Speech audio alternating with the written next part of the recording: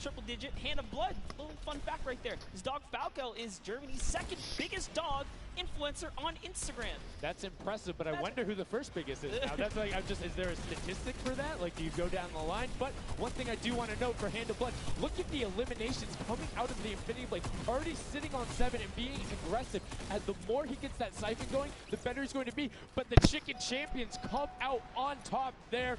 No tender defenders are going left. Able to hold the top, and now crawling their way back up there. They're only about like 10 seconds or so behind the Funky Fighters? Dude, wait a second. Where do the Funky Fighters come from? Suddenly they're at the top here, and the Little Wit Warriors have not managed to earn any points. Sunshine Soldiers looking to kind of ruin that festival up top, but it's Tomoya. We touched with him with Pookie early on. He said, you know what, he chose his players, you know, specifically because they're great at death runs, but it looks like they battle it out too.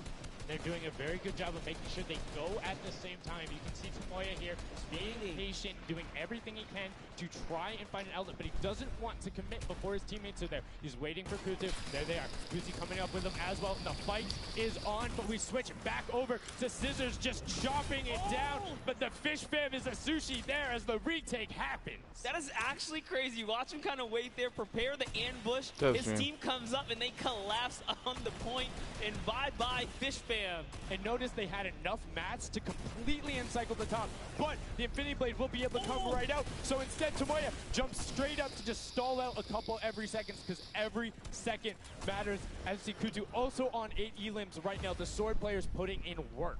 We have a bit of a tie up Morning, top. Everybody. Funky Fighters and Fish Fam. Llama Records so close as well. This is a close one for the run. Crazy, Travi. How you guys doing? And I've seen the Funky Fighters using impulses out of spawn. You get 9 of them, so it's great to throw them off to knock other people off the point, but use 3 to get a little faster. These guys are all very experienced in terms of navigating basically every part of Creative and Battle Royale, so they can use those little quick impulses to get themselves more efficient. As you see Zand go down, Suzu go down, Scissors go down right there as Lachlan is just cutting. Look at Scissors, he's getting aggravated. Again, the Funky Fighters come out on top with the Infinity Blades at least, so no points going over right now to the Cuddle Crew. Oh no, the Cuddle Crew does not have the Infinity Blade wielder here, so Clitex has to kind of hold it down for now and wait until the leader, the team captain, can get up to the top. If Lachlan gets there in time, he might be able to, but nope, they kind of lose their point of interest, unfortunately. And now Gotaga goes up and goes straight. Yeah, I'm going to be down, catching my overtime challenges up when this is receding a little bit. I want to get a little bit of this out for everybody. Unfortunately, break some of his teammates built there with the Infinity Blade.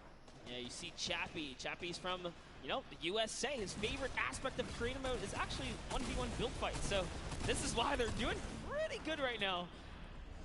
And they kind of close it up. Looks like the Cuddle Crew has come back, but the Fish Fam is here to ruin that entire party. Can they shut it down? And Scissors survives just for a bit more. And again, you see every single time the Funky Fighters go up, it is never a solo person. It is always 2, most of the time 3. They get control and then they immediately box up. But while we've been talking about them, let's check in back with the scoring as we're now right around the 3rd mark and a minute out from that 12 point per second circle. And Ninja's team, the Little Whip Warriors, are Little Whipping all over as Tomoya goes up, comes back down, and the Shing Shing was not enough. Cuddle Crew takes him down. I actually love that strat. You don't see anyone else really utilizing the I think they should make this an actual domination type game cap mode. That'd be nice to see in season 10, guys. Never mind, make that 9. That was Gotaga who went down right there. And they Gotaga get another run down for the count. Advancing the lead here. And they are slaying out too. You see every single one of them almost to the double-digit marks, but I try to mute my mic when I hit my vape, guys. That was your head. Yeah, cut you gotta into be their careful talking because, hey, if all you're doing is sitting there rifling, that's fine. Somebody's gonna take a hunting rifle and make you pay. Lachlan goes up. MSYP is just behind him, and Lachlan is able to take that one over. Kaz is trying to do everything he can, and he does get Lachlan, so good delay coming out from there, but opening up about a 20-second lead. But here we go. 3 3, 2, 1. Middle point is open. That's 12 points per second, and right off of the bat, we see. What is this? Toxic is the creative showdown. Swing and a miss there with the Superman jump from Ninja. What's up, Blaze? How you doing, buddy? Rubius and Hammer in the circle right away. Rubius under fire, but Ninja under fire. Who will take it? Rubius has the better sword on the day, and then immediately. Yeah, it's World Cup finals today. Whoever's the last one here is probably going to be the so there won't be any arena after today. You need your sword wielder. Your captain has to be there. If Lachlan isn't there, it's not even worth fighting for. So Claytex doesn't care. He's trying to Afternoon, everybody. Counter. I don't want to cut into the World Cup too much audio-wise, but I'll keep up with the chat. I just don't want to, you know. You guys would watch this on your own if you don't want to talk to your boy. So feel free to chat it up. I'll chat it up. I just don't want to cut into, you know, the announcers are saying something important. I don't want to distract it with my beautiful voice. You know what I mean? I do want to apologize to the stream for not having an overtime stream going for the challenges releasing this morning, though. That's why I'm on now. Yeah, so that's when you need somebody with a hunting rifle to start taking shots and saying, hey, pick on somebody else. If you look this way, you're going to have to respawn. Because if you can get tags, great. But if you don't convert them and into anything, it's not worth it. As I just kind of stuttered because Carnifex is sitting on 23 eliminations. Hand of Blood on 14 right there. That's why the Llama Record Company is ahead right now. Yes, and they were using that 4x bonus on Capture Point D, which is right in the middle. It only appears after the 7-minute mark. So now that we only have 5 left in the game, it's up to whoever can hit that 1,000 first or the timer runs out. But at this pace, I think the Fish Fam, the Funky Fighters, or the Llama Records are probably going to take it here.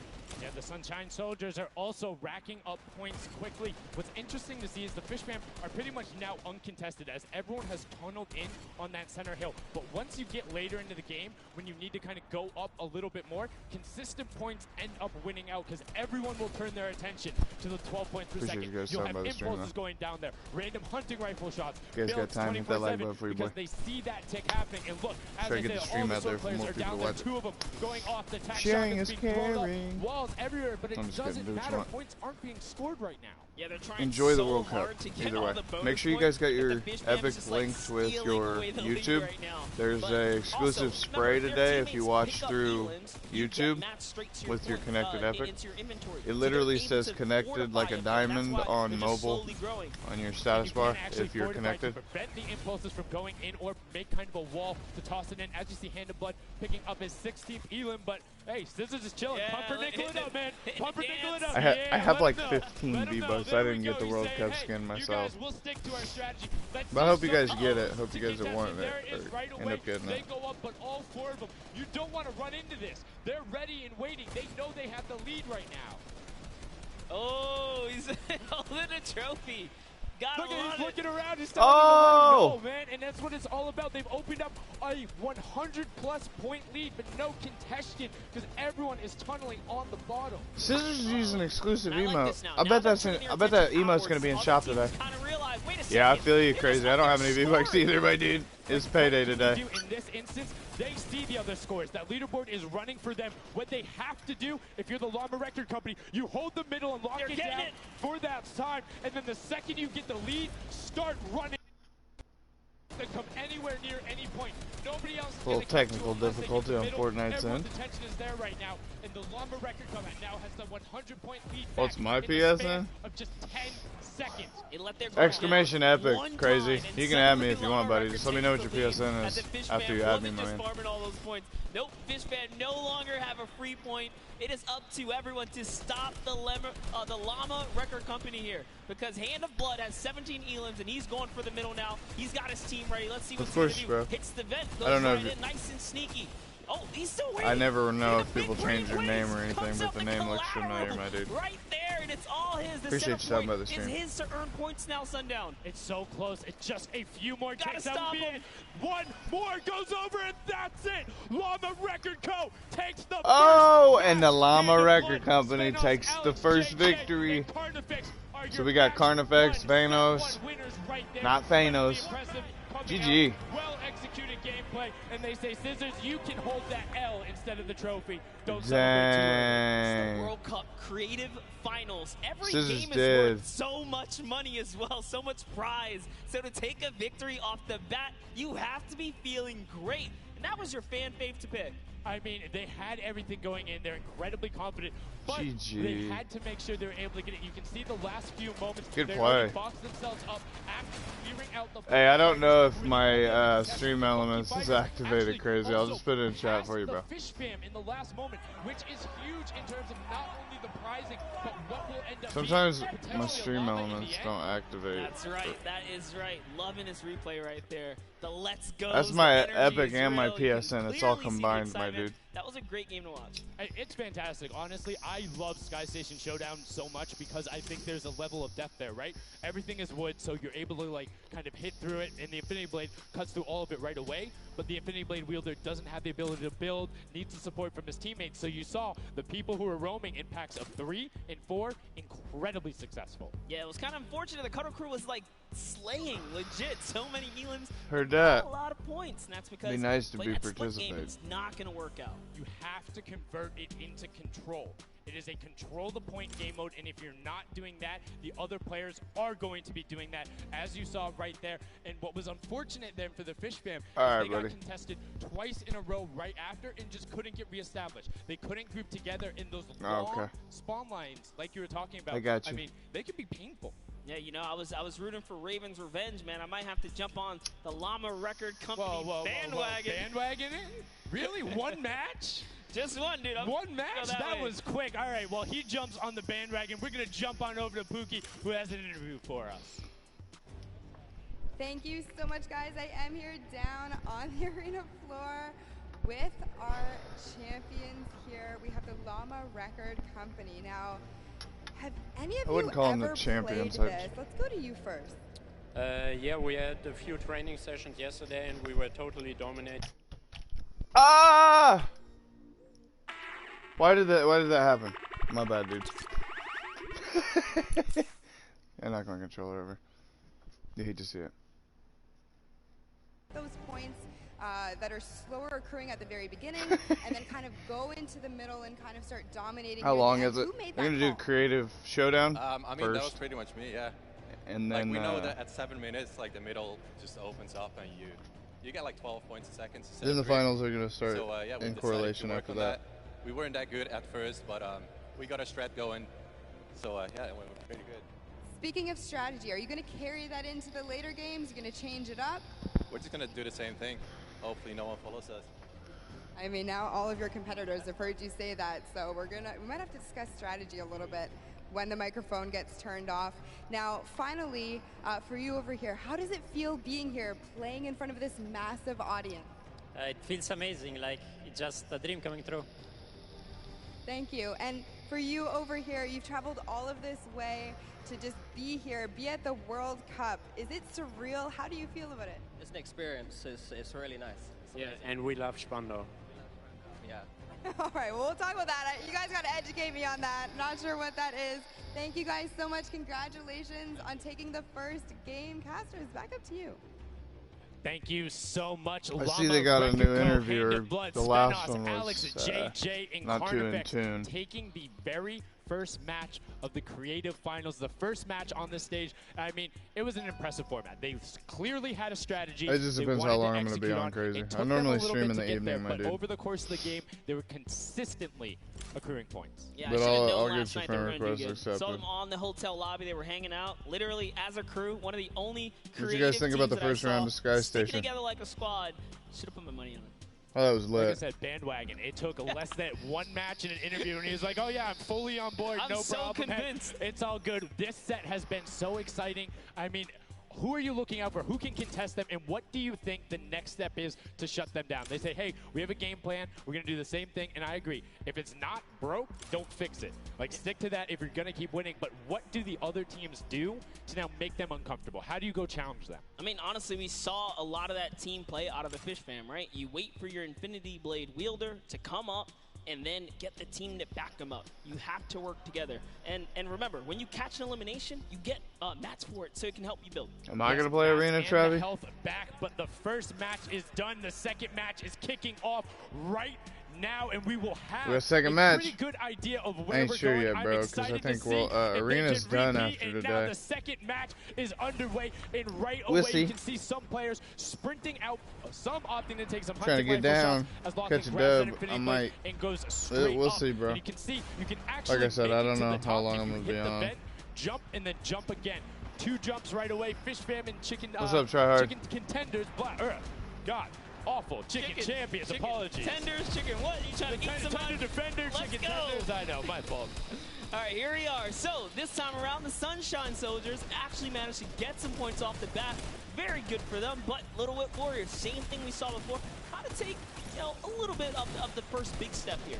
I mean, Ninja, it knows those jumps. He's able to get around incredibly efficient, up to the top right away. But the early tack fights coming out, Tomoya able to ruin that one there, but then Tyler trades it right back out. And what really is important here is about establishing control as a team. You want to stay together and just get your momentum rolling. As Ninja goes up, followed quickly by the Little Whip Warriors. Ninja goes first, gets 1 elim, gets 2 elim as they swarm from both sides. So Ninja was up 2 from the back, 1 from the front. That was a very well coordinated retake. Love how they did that, and now they're all holding it together. Kaz holding down the backside, keeping these players off the ramp. But it's Gotaga squad who's coming up the top here. It's Chappie, and Gotaga dives right on up into it. And doesn't matter, he just gets taken right down. This is what you need to do here. 6 eliminations already coming out from them. Taldock with 1, Kaz on 4, and then 2 for Ninja with the Infinity Blade. As Taldock is immediately spraying down shots, making it just a little bit more difficult. But boom, there come the hunting rifle shots, and Taldock is taking shots as well. Out of builds and needs to back up and use his team there, and Gotaga goes straight up. Oh, they need some builds for their backside because they are getting sniped straight out of that spawn point there. It's Raven's Revenge, who they're just kind of gatekeeping at the moment, right? Look at Chappie's like, dude, I can't even go up right now because the team is up there. It was a good challenge, and he did some damage, but Ninja was all over it. Now already up to 4 elims, opening up a 60-point lead, but have to keep an eye on the other parts of the map as the Chicken Champions are doing their best to hold the top but get pushed out. Kaz finally gets taken down, but 5 elims on his first life there as Ninja challenges Magma. Will he be able to clean that one up? Oh, he got him. But Chappie's on the other side. Slam goes down right away, but now we're over on board with your match 1 winners, the Llama Record Co. And they're already slaying out as well. 12 elims for them, but 0 on Hand of Blood, which is actually efficient. Assuming he doesn't need the health, will have the sword regen going through, but he can't use the builds, right? So yeah, other people need him. He can't build. He also can't get hit right now, so he needs to be careful because he is 1 shot away from getting taken out here. But someone dives right on up. He has to put that pressure down, and it's the Chicken Champion to make a quick end of him. And it's their turn to start accruing points, but no. Chicken Champion leader goes down there. Good attempted defense from Carnifex. Was able to trade out 1, but now we have 2 swords up top. Gotaga and Lachlan just trying to beat each other up, and Gotaga comes out the winner of that one. Other Cuddle Crew team does pick it up there. Just remember, it's 3 points when you're standing in the circle. Uncontested, it has to be the VIP in there. When we hit 7 minutes, there's the 4th circle that is 12 points per second. Yeah, this is definitely very intense for Tomoya here, who again has no health. The Funky Fighters are trying to get that dominant lead they had in that game 1. Can they get it? Ooh, knows he's on camera there, gives a little bit of a taunt. And uh-oh, is he gonna challenge? No, stays back, says, you know what, points are more important right now. He's just focusing in on the points here. And you can see the Funky Fighters trying to prevent that ramp coming up. It's very efficient to just immediately, as soon as you come out, have 2 team members ramp up into the left or up into the right so you can get up to the 1st level. However, the Infinity Blade will break that in 1 shot, and you have a ton of rifle ammunition. All of these guys being maxed out on ammo. Let's see here. These are all the spawn points. You can actually see the banners hanging, so you know if you really want to focus in and kind of shut down a team, you totally can. And Llama Lords are not doing great this game. No, and this was the double jump I talked about. Ninja goes straight up. That's the first elim. He's going to be able to point his camera, go up, and challenge as soon as the team decides, but instead, going to save that jump to be more impactful. Raven's Revenge trying to get pushed out right here. Gotaga and crew doing everything they can, but Taldock is going up the back. Chappie gets taken down for Ninja's 8th elim, and he jukes him out, going straight back up top. Gotaga, does he have the health to take it? First swing comes through, and Ninja goes down. Yeah, he just needed another elim to put him back in the game. You got to get that siphon bonus. You don't get the heals. It's really rough, even with the Infinity Blade to heal up, because, you know, the heal time is kind of slow. It's very slow. You can see the tick going up there. It's not something that you're going to be able to rely on, particularly when other players are getting the siphon off. If they're the ones trading out the shots, they can quickly change HP, and those are long animations. But look at the challenge. The 3 different teams going up, and now it's just the Fish Fam and the Cutter Crew. Lachlan doing everything he can. Zan goes down, but tries to create a little bit of space, eats the headshot from Suzuhu, and disengages. Cutter Crew finally getting a couple points here. It's been pretty rough for them so far on this map here. Can see this struggle just a bit. The story has definitely been Ninja's supreme dominance so far. He's doing pretty good right here. And even with no health, says, you know what, I'm not going to give away 3 points. Might as well go for it. He was so close. Yeah, you can see him calling out the whites there on the sword, knowing they only need a couple more shots to get it as we switch back on over to the Cuddle Crew, who've established themselves there, but are still struggling to kind of get the points. The first time we're really seeing them all together, but Clydetex immediately gets ripped from the spawn. Yeah, Lachlan's team needs to represent. There they are. They're finally starting to score it up. He's got a couple of eliminations. You can see X-Sandy here. 16 elim, so definitely has some Slayers there. Yeah, they need to figure out their game plan because they're getting elims and putting things together. They have solid numbers. They're just not getting the right hill time. Maybe it's go somewhere else. You don't always have to go to the point that's directly in front of you. Go contest someone, or maybe just go mess with somebody at their spawn. Delay them so they don't rotate towards you. Like a number of times, as you said before, you can see where people are spawning. If you want to go deny a team, you can send somebody to deny them. Just know that player is coming back over and over and over with likely more resources than you. Every single time. And look at this. The Little Whip Warriors approaching that 400-point mark. And in just 1 minute, that new point capture D will be unlocked in the center of the map. And while they have a solid lead right now, just under 150 points, that disappears in the blink of an eye. That's about 15 seconds uncontested in that middle hill. That's just how valuable it is. But we saw the shift in gameplay that happened. Everybody tunneled it right away, and then the Fish Fam were able to get back up, but after that, kind of cycled it back in, and the center point became the focus and where the win was taken. And right now, Llama Record Co., you said they were struggling at the start. They're doing fine right now in second place, Monster. They're definitely creeping their way right back up. They're about to hit that 300-point mark there. Here we have Svenos just on the point by himself right now, waiting for Hand of Blood to come on up, hopefully. And again, no surprise, Ninja and his crew has found himself another point. And the way they've angled this build is brilliant, because if you come up the steps, you're pushing into somebody's right hand, and on the other side, you're blocked off, as Ninja then just drops down Stewart 0-0-0-0, and he gets picked up with the alley-oop from Gotaga, as Gotaga comes up with Magma. 1, 2, 3. Ravens out of nowhere, but the Little Whip Warriors don't care. They're cutting down in 3, All right, Crazy. 2, Appreciate that, buddy. 1. You can already see MSYB is down there. Alex JJ down there. Carnifex down there. They're trying to set up control right away. Llama Record go, but the impulses are raining from everywhere. Hand of Blood really tried to get in there early too, as did every other captain, but it was, to no surprise, not effective. And you can see that the Chicken Champions are committing to the 3 points right now. Little Whip Warriors as well, while contention is happening down in the bottom. No Infinity Blade Wielder is in there, but the steady climb of points coming out of the Chicken Champions is going to be beneficial. But also, just like that, Llama Record Co. is a little bit off the pace. They need to get the center uncontested. However, this game, they have a lot more attention on them. Yeah, but look, Fish Fam's doing the same thing they did last time, just slowly, or actually, sorry, the Chicken Champions have adopted the strategy. Fish Fam are doing it too. You can see they're getting 3 points there. So there's 2 teams who are just hanging out up top, no problem. All the other teams are not contesting. Raven's Revenge has control of the of one of the other side, so every hill is occupied and full control by a team, not contested.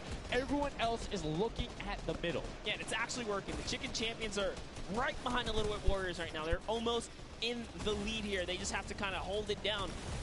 Honestly, the Little Whip Warriors have to identify what platform they're on and go take it. Well, this is what happened to them last time. They kind of had a good lead and then stalled out. You need a game plan with the middle platform goes, and you either need to stick to it or, depending on the score, be adaptive. Because right now, Chicken Champions, they're being fine. As long as somebody isn't controlling the middle, they're going to be able to have that lead, and you can send one person to just throw impulses down there over and over. Just be annoying from the top.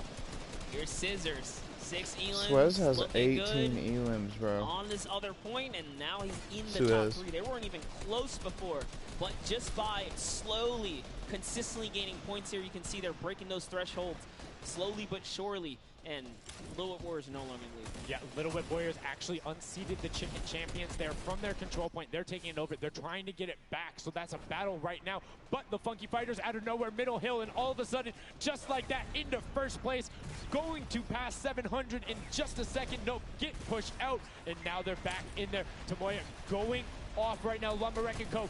down there and trying to push him out. And you can see they're contesting it over and over again, but they're not getting the points they saw last game, falling off the pace.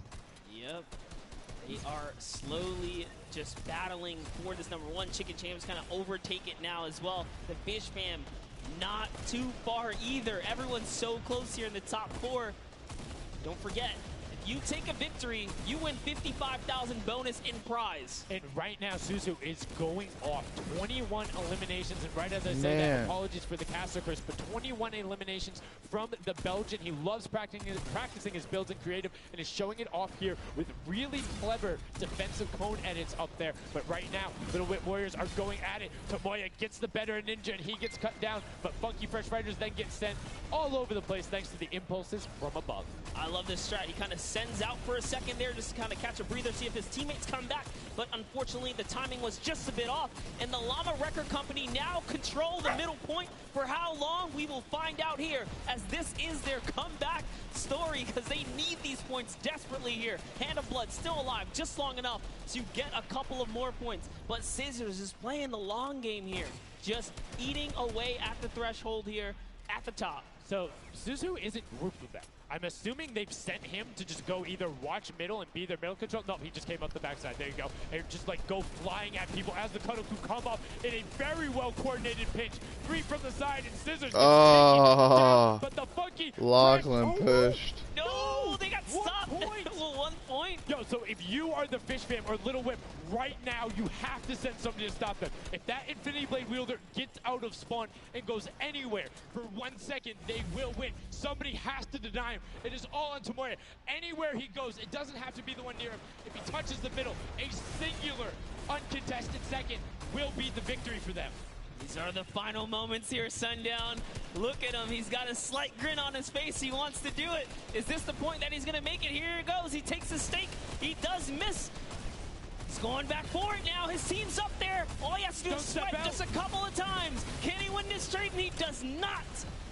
And as you watch, check the points on the right-hand side.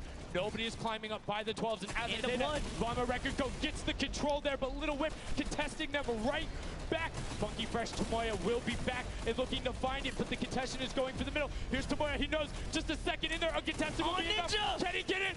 Oh, no, he doesn't. He got knocked down. The impulse grenade at the second he landed knocks everyone out. No one's in there. Can he find it? And he does. That's it. His feet touch the ground. The impulse doesn't go off. Tomoya takes it for the Funky Fighters with some brilliant teamwork. GG. What an intense endgame, too. Get taken out at 999 points.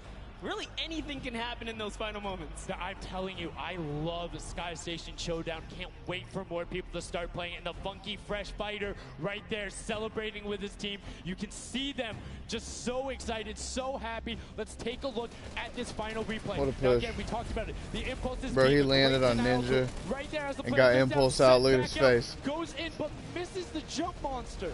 He almost had the flashiest ending ever. Just kind of diving in and wrapping it all up.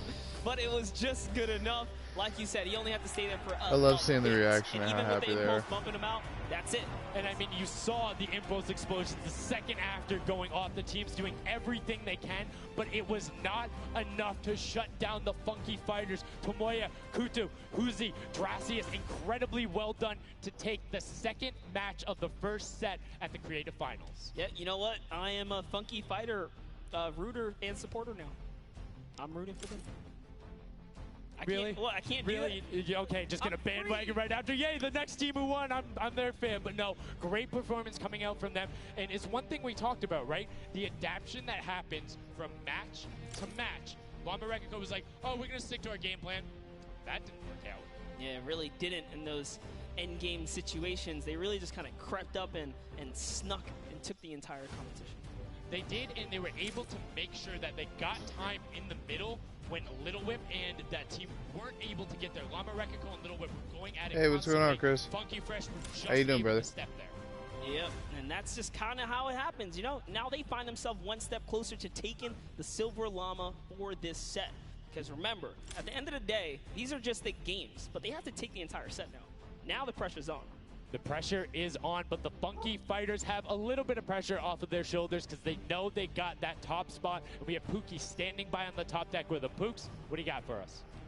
Thank you so much, Sundown. I am down here with our second game winners here. Congratulations, guys, first off and foremost. Now, I got to talk about the moment where you guys were just saying you needed 1 point left to win. What was that like? I was really nervous. Like, I was just imagining, like, losing with 1 point would be terrible, so we just tried to get 1 more point and we did it. So it was definitely devastating. I was screaming in my seat. I heard all the fans in the audience screaming for you guys as well. So going into the next games, what do you guys think your strategy is going to be? Are you gonna keep doing what you're doing? Or are you gonna mix it up a little bit? I think doing what we're doing is fine because first game we got second place, second game we won. So yeah, we're gonna try and do the same thing and hopefully win again. And hopefully have more than a 1 point buffer, right? Yeah, definitely. For sure. Now, just coming over here to you, what has it been like to be here at the Fortnite World Creative Cup, just playing in front of this audience, you know, hearing everybody cheer for you guys to win? What is that like? It's fun. That's the only thing I can think of. It's fun to compete against everyone else, meet your teammates, and just have fun. Yeah, and have you guys had a chance to play together before? Is this your first time playing together as a team? I don't hear it, sorry. Is it your first time playing together as a team? Yeah, it's the first time. Well, you guys definitely make it look super easy. Thank you all so much for being here and talking to me. I'm going to let you get your synergy back together. Sundown and Monster, back to you up at the desk. Thank you so much, Pookie. And the Funky Fresh Fighters, I mean, their game plan has been solid. Second place, first place. Now, I understand why you might want to bandwagon a little bit, but I'm still going to hang out with my Llama Rekiko. But I want to talk about the changes we saw from match 1 to match 2 in terms of gameplay, and was it what you expected? Definitely not what I expected. I thought Gotaga's team was going to come out here and crush it right behind the Fish Fam, but as you can see, huge upsets. Anything can kind of go either which way, and I mean, talk about like kind of beginner's luck or something like that. You just put a team together. They didn't practice. They're just coming out here and wiping players up, so a lot of talented players here at the Creative Finals. I mean, Tomoya talked about it. He was like, hey, when I pick my team, very confident there with their Death Run ability. Want to see what they do in the elimination race during World Run, but doing incredibly well so far at Sky Station. That's going to be a confidence booster because if you can get the Silver Llama there and you're confident in your ability on the World Run, you're set. Yeah, you're just one step closer. So with the first place and the second place, they're clearly having a good set so far here at the Sky Station Showdown. Yeah, it's been very well done from them, but it's still anybody's game. Don't forget, the winner of the Silver Llama is the one who has accumulated the most prize money across, which equates roughly to placements, but you don't get punished if you're placing in that bottom half. 4th through 8th, all receiving the same amount of prize money in each one of the matches. Yes, everyone is a winner. So you really have to fight till the end. Regardless if you're in the lead or not, this is why these guys are going for it, because this is life-changing prize money on the line. And I mean, we've seen the difference 10 seconds in that center circle. 120 right there. It makes a huge difference, but enough of us breaking it down. We're going to throw it outside to Bala because he's going to show us what's up with the tactics. Bala, what do you got for us? I'm out here at the Fan Festival, and I don't have a bandwagon here, but maybe after this set I'll have to hop on somewhere with Monster. We got a ton of awesome action. I've been watching it, and I have to show you guys what went down in that first and second games. It was awesome. First off, the Llama Record Company started off with an amazing take, cohesiveness on the point. Every single time they went up here, they were going from 2 sides, 2 angles, and the sword approached at the center, but made sure that he was the most important person not to go down. You see there, Hand of Blood and his teammates all backing up. He's gonna have an engagement on the side. These sword fights are really easy for him to just mow it down, but immediately as he realizes his teammates are up on the point, about to get up, about to push the ramp, he comes up from the side, slices and dices, but meanwhile, they ended up falling down the leaderboard. If you look at right now where they're at, they're only in second place. Fish Fam was ahead of them. But all while Scissors was dancing and talking all the smack, telling his teammates to try to get the crowd involved, it was Llama Record Company making the plan, making the play to get in towards the center. Absolutely amazing take in the center on this first game. Led to Hand of Blood staying in that point and absolutely dominating with the super point there. Guys, 2 matches down on Sky Station Showdown, 1 more to go. We'll see where Monster lands at the end of this, because I will maybe join you on that bandwagon. Guys, take it back. I mean, that's starting to get a little awful crowded, man. Real quick, you guys hopping on those bandwagons. But as you said, there is 1 more regular Sky Station Showdown match in this set. We will see it again later in the remix version during the Golden Games. And it's been so fun to watch the difference of players, who's able to be very strong with the Infinity Blade, how the pinches end up coming. And now in this 3rd match, it's only going to get better from these guys. Yeah, definitely want to see some more of that kind of team work happening here. And why not just hop right into a game right now, right? Let's go see some more action here, because this last game of the set is loading in right now. Yes, and this will be the final match of this set. Set 1 after this, a Silver Llama will be awarded, and we are in the match. It's Sky Station Showdown. Set 1 about to be over, and here we go. All right, gotta love those players just kind of beelining out. And don't forget, you know exactly who your neighbors are. You know who is to your left and to your right, because you can see the banners and the designs on their spawns. And a nice look at our captains right there. And right away, you can see a number of teams finding ramp paths where they're able to use their first 5 materials. Next 5, Sword does a double jump. Boom. Right to the top. Chicken Champions excellently executed. Yeah, this is what matters right here, is stopping the Funky Fighters, because clearly they have been doing some good work together as a team so far. Tomoya is off to the races here, though, sent to run away. Can the Sunshine Soldiers come back? Can the Cuddle Crew make a big appearance for themselves? Because they can really shake it up here. It can go any which way depending on who has the most victories, really, in the best placement. Yeah, so currently you will see the fact that they're able to be pushed off right there. Llama Record go putting shots down towards the spawn. You don't want to peek though, because the hunting rifles will be coming out, and the shot just misses Carnifex right there. And he trades back down. Ninja firing it off, but gets pushed out by Raven's Revenge right there. Yeah, Carnifex having a tough time kind of listening in there. Carnifex was sniped from the side. Now we have Taldak here jumping right in from the Little Whip Warriors. He's going toe-to-toe. Otaga's down and out. So, if I'm the Llama Record Company, and I know I've won a match, and then I did okay in the last one, they were in 4th, so they were there, they're close. What's going on, King? How you doing, buddy? Win in 2nd place. Do you sense Try to restart your console, King. Hard deny the Funky Fighters the entire time. You don't get the Silver. It might help, bro. Right? If the Funky Fighters finish above you, they're going to be finished off. Do you think they can spare somebody to do that, though? Because it's better off to deny them than it is hard to reset push your up console, the top. King. Yeah, but the problem is if you got to reset your internet. Have been so consistent, you literally allowed them to snipe the competition because you over-focus. So I think the play here is play your game, and if anything, stay away from them. Let the rest of the server do that, gritty work for you and dominate the other side. Take that victory. There you go. I like to hear it, Monster. That's fantastic analysis. That's why we keep you around. The breakdown and making sure you challenge the initial opinion there, as the Ravens Revenge are able to get on the top and in a fantastic spot of control right now, building up a 40-point lead. Yeah, even Gotaga's team is still in this. They've been doing relatively well so far. Here it is. He just kind of goes toe-to-toe, and Ninja strikes him right down. Oh, but hey, his teammate comes on in. Raven's Revenge. Who is that? Magma comes right up to the top. And give you guys a little fun fact about Magma. He's from Australia. He started playing in Fortnite Season 2. His favorite aspect of creative mode is actually speedrunning. He always finds new ways to kind of play the game. I mean, good on him, man. I get incredibly frustrated by that, but then watching these guys do the speed runs and how quickly they go through and how efficiently, it just reminds me why we're up here talking about it and watching them do this creative madness as Scissors cuts through the competition, goes straight up to delay and right back down. Cuddle Crew not quite able to get him. It goes up again, so right now just denying the Cuddle Crew the points, but we talked about how we want to see more from them right now, pushing into the top 3.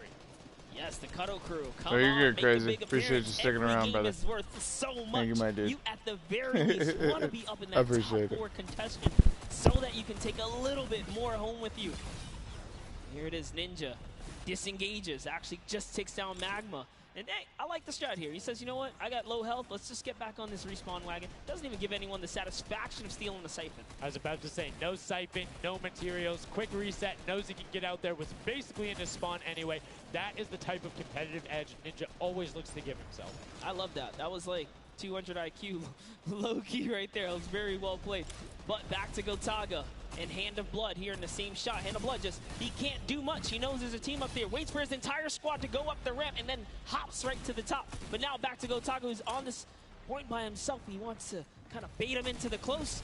Can he get the hit? And he does. Gotaga goes right down, straight to the top.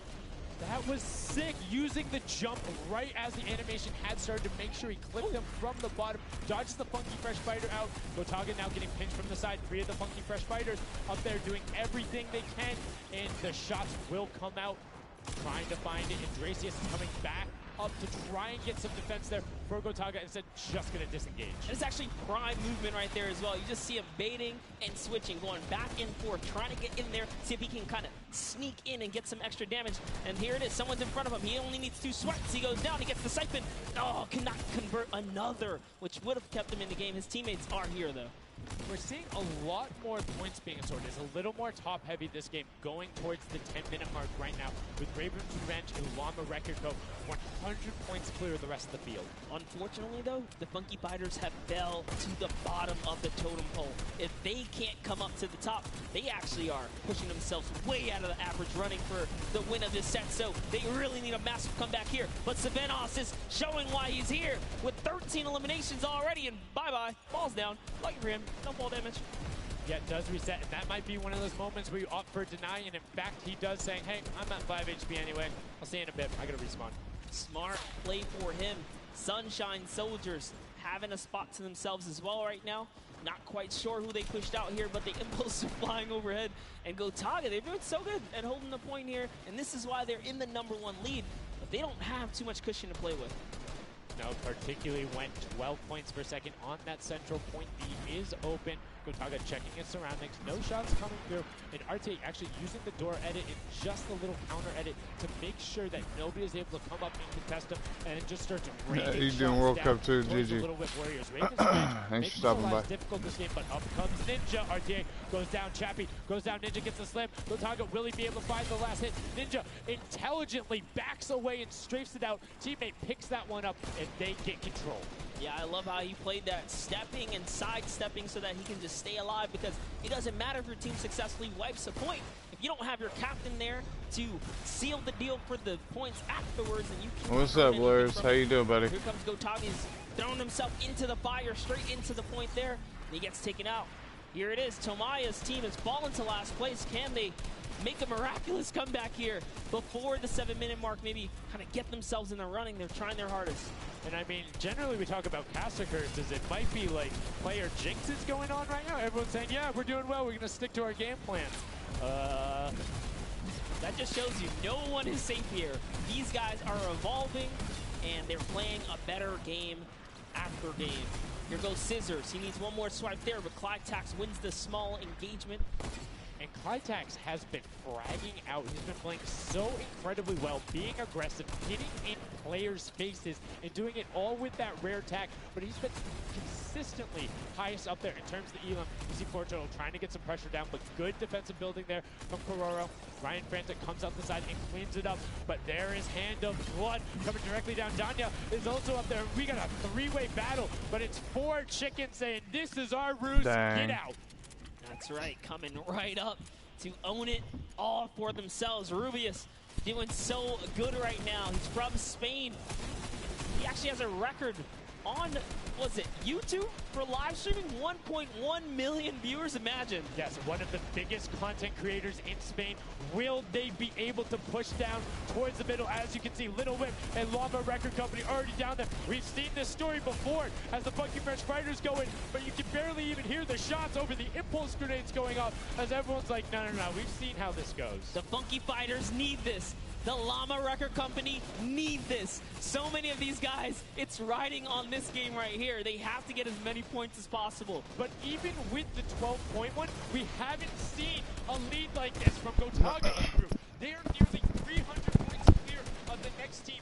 Nobody else is contesting there. The Cuddle Crew has now been able to catch up a little bit, but they both just established control in their top zones, and Cuddle Crew won't pass Ravens Revenge by just sticking with 3 points. They're in a fantastic spot to win this match. Yeah, they've actually been very consistent as well, right? They've been doing okay in that top 4, just doing a pretty good job at staying relevant after all of these rounds. So if GoTaga's team takes this, we actually don't know who can take this set right now. It's actually that close right here. Little Whip Warriors have kind of fallen down a bit here, but Funky Fighters clearly in last place is not good. And now, right now, you can see Tomoya coming in, doing everything he can to knock it down. Carnifex challenging as best he can, and Lachlan is just hanging out inside the cone. Lachlan's doing a great job here. He's just kind of hiding, loving the low profile kind of position and take here on the point. He goes in, but hey, he has to come out now and defend themselves. It's 3 chickens who surround him and take down that Cuddle Bear. Appreciate you joining the Discord. They're supposed to be the tender defenders, but that was a whole bunch of aggression coming out from them there as they now immediately look and start to take shots. And the Ravens Revenge have now finally been unseated from their 3-point game. So a little bit of room to start for the catch-up, but it is utter chaos in point D as Tomoya gets taken down, and the Funky Fighters are still in 8th place. There's still 55,000 minimal on this game alone here. You want to win this one. Ravens Revenge, can they hold it? Or will Cuddle Crew find themselves a big piece of the pie here? Because we're in New York City, you know, you got to make pizza references. That's how we're doing it. Here comes GoTaga kind of hopping on overhead. And all right, he wants more points. He's hungry for it. It's unfortunate they're just clipping off the side as Magma goes down, sitting on 23 eliminations right now. And Kodaga doing his best to find where they want to go up, waiting for his team, but knowing that time is running Clamp, short. thank you for the $1 dono, brother. Is still open and being constantly GG, how you been, Clamp? The Cuddle Bro catching up with their appreciate that, brother. 3-point game, but now Kotaga goes up right around the back, able to pick up the elim, and control is rested. This is scary because the Cuddle Crew is also getting points right now. So yes, they're getting a lead, but the Cuddle Crew is keeping up. on the dono. Keeping it very close. They're keeping it very close. This is what hope you've been doing good, buddy. We hope want to everything's see a strategy come out. going good for you. Hope everything's well. They have now walled them off. I'll try to pop in your streams, bro, when I see you live. Top of them, and they have firing angles towards the other 2 platforms and towards the spawns behind them. Nobody wants to go contest them, but right now, GoTaga. Oh, we saw what happened when Scissors did that. Don't count your chickens before they hatch because they're catching up right now. You can see that 12 points ticking over, but they do still have a lead as players are trying their best. You trying to get the new skin? I feel you, bro. I've been rocking 15 V-Bucks since, what, 3-4 days now? My buddy got me that emote last night that was 200 V-Bucks. I was like, much love, dude. You have to look at Ravens Revenge, though. Been waiting on payday, bro. Nobody is going and challenging the top team. You know they're over there. You know they're uncontested right now. You have to be putting shots down there. You have to find the tags under GoTaga. And they got him. They got him. The difference now. Look at the Cuddle Crew climbing up on their consistent 3, but they still have control of the top. They just don't have their 2 hops to get up there. That's right. And now Lachlan can good just man, sit good here man. and just hang out, earn these points. Hey, make sure you active on. He's almost there. He is almost there. The first place. Appreciate it. Right, but I know somehow. the one you're normally in here with is they got control at the same I'm time. a bot YouTube, but appreciate it, bro. Just make sure you cycle and pop in the streams with them every once in a while, because YouTube filter removes inactives over time. If you didn't know, now you know. You hit 2.1K subscribers. Fat GG Clamp. Glad to hear it, bro. You keep it up, you're gonna pass me, my dude. Good stuff. I'm glad to hear that, Clamp. Just the fact they stepped on the You're on that grind, bro. Making some girls. They were just a tick ahead. That could have been their game. I mean, it's just, let's check out the replay. You can see the counter in the top right, but the Fish Fam going up and challenging on the other side. You can see them hopping up there. No one was at the Ravens see that, boy. Let's go! And the celebration, too. You have to be excited when you see that Victory Royale screen pop up when you're up there. I mean, what's it like to win a game on that stage? I have no idea. Those guys do, though. We you know, at some point before the day's over, we really I'm not even PL level 80 on Save the World, but I play it a little bit. They were there. I'm like level 79, I think. Away from bonus prize on top of this entire competition. It was right there. and it got taken away. And this is why I love I focus a lot on VR, my dude. Clutch little moments, Appreciate the that, bot. interactions that happen, very similar to Battle Royale, where every I guess single thing that is stream happening on elements the took map a long can time to affect decide the to start overall today. end result of the game. Just now As you starting see to there work. in Raven's Revenge, closing it out. Gotaga, the competitive veteran, able to clutch it up in the final moments. Magma, Arthur, and Chappie as well. Just a great performance. Oh, boy out on the of them, left taking got a top lot of spot energy. in the final match of the first set. Now I get to But say, I do at night, I was too. right the whole time. I started off with, Raven's Revenge, kind of making me feel like, hey, these are my guys. Let's go with your gut, guys, all right? Raven's Revenge, that's who I said when I started this whole thing. Told you. He's not wrong. They were able to take it there, but we're going to throw it up top to an interview with Raven's Hope you end up Revenge getting with that new Zeke. skin Buddy. clamp. I am here, son. Now, thank you so much. Fun fact, Monster did in fact say Raven's Revenge would win. I've got your back, Monster. I am here. You guys got your revenge. Oh, shoot. I got to ask, first question to you, Gotaga. How does it feel to be here in the stadium, the fans, the roar, and to be facing off against your peers? Was it what you expected? Honestly, it's crazy, and I have a really strong team. We are learning a lot from our mistakes, and I'm so glad to be here, to be honest. That's... I don't know how to describe it. It's pretty crazy. It's pretty crazy being here. I'm right there with you. All right, so now who's the overall shot caller? Is it Gotaga? Is it you? Who is it? Kind of all four of us. We were playing too afraid at first, so we just had to just go in there and just kill them as fast as we could, and then spawn trap. That was our fault. Okay, what's the strategy like? Are you guys, talking through at the beginning? Are you guys waiting for someone else to make a move? Or are you guys like, no, we're going in first? Yeah, we're trying to, really pressure Ninja's team. We're trying to put pressure on that green point.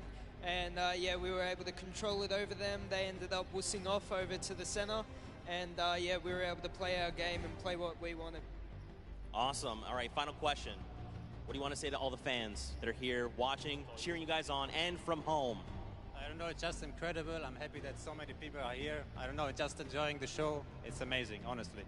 Well, congratulations, guys. Now, I believe for now, we're going to send it over to Golden Boy, who is standing by. Golden Boy. Let's go. I love the little forts, the one-by-ones they build for him to play in. And now what we're doing right now, hanging out as they walk back over, just brilliantly done Live there from stream of a RTA, lot, Magma, Gotaga. The teamwork from them was just on point. You talked about it. All I don't do four it every strong time, but players every once in a from while. I didn't Gotaga, stream last and they're night, happy with so. the final result, and that puts them immediately into contention. How you doing, because Link? it's a cumulative prize point to find out who will take that first silver llama and kind of get a leg up for the rest of the creative final. I actually want to touch on something that, was kind of interesting. He called Ninja's capture point the green point. These guys are like that focused here. He's like, okay, we know who's kind of farming which ones. And they're shutting players down, shutting down their competition so that they can take these sets. Well, that's the next step, right? As soon as you're immediately in there, and that's the big part for Sky Station that I enjoy, is you have the ability to see where the other opponents are in relation to you for score. So if you want to go and try and make somebody's life difficult, you might not be maximizing your points, but you can effectively help your team the most by just denying the other guys and being like, hey, you don't get to play this. And occasionally, if you put enough pressure on them, maybe they default to rotating the other way. Maybe they go somewhere longer. Maybe they have to wait and only push as 4. All of those are advantages you can get by just putting pressure on another team. And there's so many different layers, and I think when we see the remix for this, it's going to get even more exciting. Yeah, don't forget, guys, here and at home, there's a remix version. We have some nice twisted surprise that we will see unfold as the day goes on. That was just our first iteration of this round, and honestly, it was a great set. But that just leaves us with the question, too. How you doing, buddy? The Funky Fighters, they had an amazing opening, right? Second place is great. You get big prize bonus for that. You win game 2. And then you kind of flop game 3, depending on where they went. Their average has really been anchored down. Yeah, that just kick back watching this for now. Really harmful, but luckily figured since I was watching, I could watch it with you guys. There's no additional, I don't want to say penalty, because they're all getting $10,000 for the match in of itself. So there's just no additional gain after that fact. You're still able to stay par. So 4th would have been just as bad, but 8th, you're kind of looking like, oh, that'll really bring down the average. It's not the worst case scenario going on there. So they should still be at least in the running, but you can't be comfortable. No, like, not at all. Thanks It's for hopping so in the stream. incredible, and now we are going to go over the stage. We have the results, and your set one winner is the Funky Fighters. The last match was not enough. The singular win in the double goes over to them. They will have that first silver llama, and there he is throwing it up, and I mean, you got to be happy for him. They did it. I thought maybe it wasn't enough, but it was. Love this celebration right here. You kind of are like, it's a little, I don't want to say like bittersweet there, but it's like, oh, you kind of like get pushed out in the last game, and then boom, you get it. But now the silver llama, but they're happy. They realize, and the big thing, that gives them a leg up for the rest of the competition. If they can win the next match, another team has to win. What's going on, Aaron? Thanks for stopping by the stream, buddy. But such a great job from the Funky Fighters, sticking to their guns, staying with the strategy, getting two top two finishes, one of them being a win. I actually love this right here. They're all getting together, showing team harmony. They're clearly happy. They take the first set. That's amazing. They're off to the right start, really. They can get another one or two of those, and this entire Creative Finals is theirs. Well, and again, we talked with Tomoyo beforehand, and he was like, yeah, we're really confident when we can get in the races. We want to be on that world run. We know we can do there. We have some really good runners, and then they turn around and do that? I was just Showdown? Yeah, I was just going to touch it. I was like, you know what? Yeah, this wasn't even their strong suit, right? He did a death run at some point. I'm glad it's smooth enough to watch. For this creative challenge. So, for him to take what might be one of our, you know, toe-to-toe PvP sessions, that's actually crazy. And here's the team standing, Sundown. Yeah, look at the final team standing. So look at that cash flow. Just get edged out. The 8th place ended up with 40. There. The Funky Fighters, you can see on the right-hand side, have been awarded that silver llama. You like it, Apple? You have Raven's Revenge in the top 3, Cuddle Crew and Little Whip Warriors both at 55, sitting in 4th and 5th. Fish Fam, Sunshine Soldiers, I almost got Funky that one. Fighters 6, come out with 100 Gs. There are the Chicken Champions, but this is set 1 of 4. There's still tons of creative games to be going on. I mean, it's been so good, and like we talked about earlier, we have a never-before-seen map and game mode for you guys. Now, I know we released Prop Hunt. It's something that's kind of similar to that. How many of you guys have played Red Light, Green Light at some point in time, right? You've been there, you've done it. I know, whether it might have been a little while ago.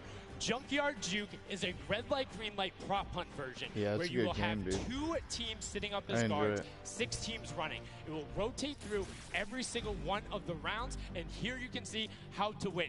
You have to dodge those guards, sprint into the center, and incinerate yourself in order to get those points. There are 4 rounds per match, Monster, and how do they score? Yeah, but also, before we get there, you only get to be guard once. And while you're guard, you do not accumulate points. But yes, the points come in through the props themselves. So when you are on the prop side, you want to choose small, medium, or large objects and try and get it to the incinerator under the guard tower. So it's actually really difficult. And like you said, it's a hybrid. It's a red light, green light / prop hunt style. This is a pretty tough game mode. We've played a fair amount of it. I got my hands on it. This is actually a lot harder than it kind of sounds. So it's something that is just completely different. I don't know how many of you guys have played Prop Hunt. Definitely check it out. It's on the Creative Islands. It's a lot of fun, but this brings an additional aspect to it. The guards are able to have the denial. You're able to plan routes out, and you can have strategies, right? So, hey, maybe I want to run all big props the whole time. Don't give it away. Don't give it away. There's tons of different things. Let's check out the format and see what these guys, how they're going to go through, what the map looks like, and really get an idea of how the game is played.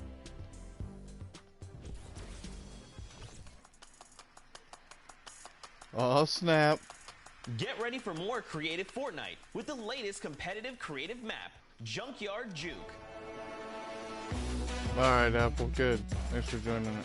It's just a random one I joined. I'll make one at some point for us, and then I'll re-invite you guys to a new one. Different roles on the map. 6 teams will transform into props and attempt to make it into the center of the map, while 2 teams of guards try to keep them away. Teams will rotate their roles over the course of 4 rounds, each team getting 1 turn as the guards.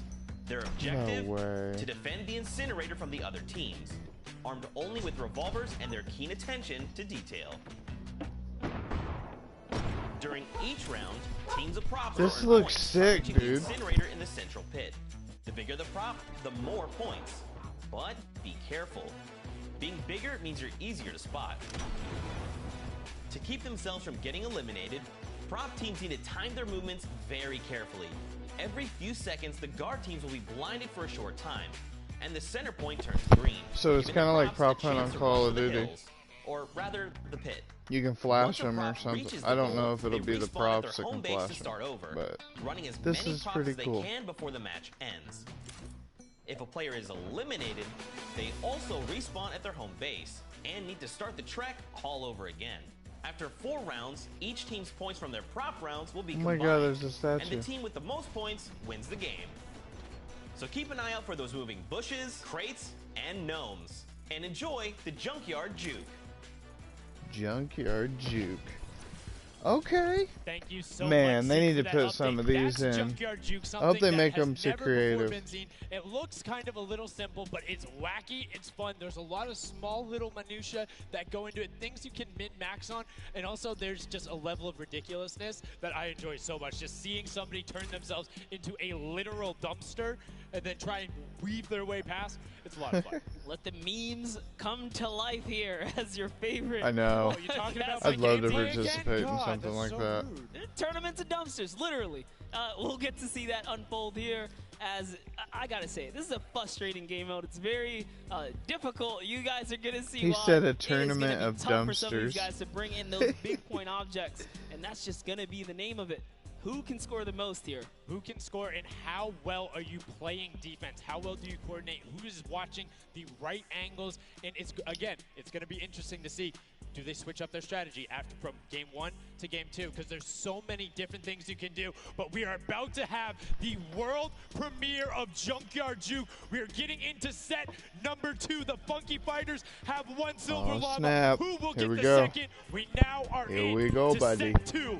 Match Let's 1, see. and All right, we got right Chappie, away, you can see Chappa, Ninja, Otaga, Magma, and RTA Taco's of in Raven's there. Revenge, and then the little Otaga. Ninja, Taco, Oh, Howzak, Ninja's a guard to and start, bro. FaZe Kaz taking their shots off. Oh, they're One blinded. back. The screens are there. You can't see, but you can shoot through them. So don't be afraid to take some shots. I mean, we know the trick shotters will. Yeah, some people are already Oh, shooting. this is They crazy. figured that part out. But it looks like Chappie hasn't quite yet. He's kind of looking. He's just blind shooting. Oh, there it is. Now he's firing through. He's noticed, hey, these are not ricocheting off of this curtain here. I can fire right on through. So you want to stop them. You want to force stop them. You want to also kind of memorize the map in the lanes. And right away, you can see as soon as the blinds go down, people go. But the first points are starting to come through as Lachlan is able to get in. Hand of Blood's team, the Llama Record Co. also able to get a 10-pointer and then a 5-pointer, following it directly behind. Oh no, it was another 10-pointer. So we already see some of the props having successful runs. Look at him go. There it is. You saw a big old truck kind of sneak on by, and these objects are slipping right underneath. But who knows how long that'll last. Here's Scissors. You gotta park it. You gotta stay still. Oh, can he blend in? And one other Yeah, I thing got to enough note to there, make the one. I props had just will joined clip through that. other Look at objects that are Scissors. there. So if Look you at see Scissors. Something that isn't sitting perfectly naturally like Scissors was right there, clipped into it. Boom.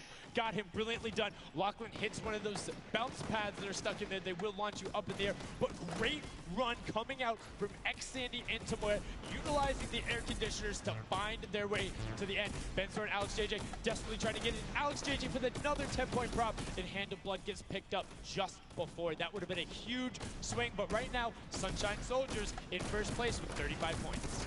They are finding their rhythm here. This is Sunshine hilarious Soldiers taking the looking. lead right now. This Oh is a my hard goodness, game he's mode a to hot break water free in heater. because you got to think about it. These guards are not playing around. They are shooters, right, at heart. And at the end of the day, if something looks off, something looks odd, like this white vent right here, you're just going to get popped. So you got to be careful here. And there it is. Nice job of, kind of hitting the brakes here. And, oh, he hits one of those trap doors. Let's talk about that, Sundown. So you can actually see it. There is the little tiny springs. They launch you upward. There's a couple that can be chained into each other. But if you are one of those bigger objects and you get sent up, you are just quite literally sometimes flying garbage. Yeah. But, it would be too easy if we didn't lay traps around, right? So, got to kind of spice it up for the people that are turned into props, too. So you can also, actually, the people who can turn into props, there's one pathway where you can chain 2 of them together. So if you can get there, you almost land directly in front of it. So as long as you time it correctly, you can like use them slightly to your advantage, but most of the time they're a little bit more annoying. And boom, you can see that rusted truck going in. And now the Funky Fighters pulling out another lead, 60 points so far. And this is something important to note, guys. You have to get it into the incinerator, fully processed before the timer counts down. Yeah, that'd be cool if they do Apple. I'd like to play it. I think it'd be fun. Min-maxing. What we mean by that is maximizing your efficiency. So if you were to get the most points possible, you run only 10 points the entire time. Not only because they're worth more, but they take less time to sort because they're the first one that goes through. The two-point props are able to run, I don't want to say relatively easier, but much easier compared to a dumpster and a card, particularly because you have cover. With that being said, take about an extra 3 to 4 seconds to sort, so it makes it that much less efficient, plus being only 20% of the point value. That's right, so Clytax there has chosen a big object. Achin and Zond over here, smaller objects. They're kind of blending right into all of the dumpster trash, clearly harder to track down and kind of, I guess, how do I say this? Sort out, right? Yeah. Amongst all the clutter here. Exactly. You want things that don't stick out, or you want to find a path for an object that you can take all the time. So you notice how there's a section where there's like 4 or 5 rusted cars. Grab a rusted car and go park yourself with those, because yes, the guy knows, oh, there's a bunch of rusted cars there. Screen goes back up. Oh, there's still a bunch of rusted cars there. I'm good. Next thing you know, the prop. Yeah, it's gonna be sad to lose arena mode, y'all. But So I think granted that's what the champion even. Whether you're playing on controller, iPad, PC, maybe they'll do it again. Hopefully they'll do it again. Too much competitive just pull. like what you would see. And this is also those moments, right, when you're in the guard, you know, oh, someone the invested money them. and Nice job the amount dispensed out towards the tournaments and the rewards for people and all of the benefits. So it's just your wonderful way to run. You know, the company earns and they project it back. You can't allow other people to score, and You've seen the leaderboards of the last creative. Very interesting if the team in the lead, top team 100,000, happens because you have 3 chances to score, is shooting last round. Right? Because then it's all about how good are your pressure. Circumventing it back into tournaments is a really good idea. Very well done for them. It'll keep the game alive for a long time too. Already wresting the lead away. All 3 of them sitting there at 60, but they're 5-point processes, and it goes through as 2 more dumpsters throw themselves into the fray. Yeah, and that's because the Funky Fighters cannot earn points here in the guard round. The Sunshine Soldiers using this opportunity once again to just break away even closer to taking lead. And the Chicken Champions can't earn anything either. I love that from Clytax. Right away, hides himself behind the box, and you see his hands. He's like, please, please make sure it's not there. And then boom, gets the point, gets a nice little selfie going in. And you can see all of them getting sorted there. Another way, I'm all about the min-maxing. Point your camera towards the end. You go just a little bit faster. Sundown pulling out the strats here. The question is, can our competitors figure it out fast enough with their limited amount of games here? But 20 seconds on the clock. Can he get this in time? Remember, you gotta grab the dumpster, drop the dumpster, and get it processed. That was perfect. That was so good by Stuart000 because he dodged the little springboard there. You saw him look at it and be like, oh, no, I'm good. And that was the last run. None of these props are going to be able to get sorted. Lachlan gets picked out at the end. You can see 3, 2, 1, but not going to be enough. You need to get all the way through and sorted on the point as the rest of the denial comes through, and we're going to rotate the guards up again. Yes, so we will have some new guards take their place. This is honestly Chicken Champions' opportunity to start scoring some points and hopefully close up the gap here. The Sunshine Soldiers are now that'd be crazy if they do.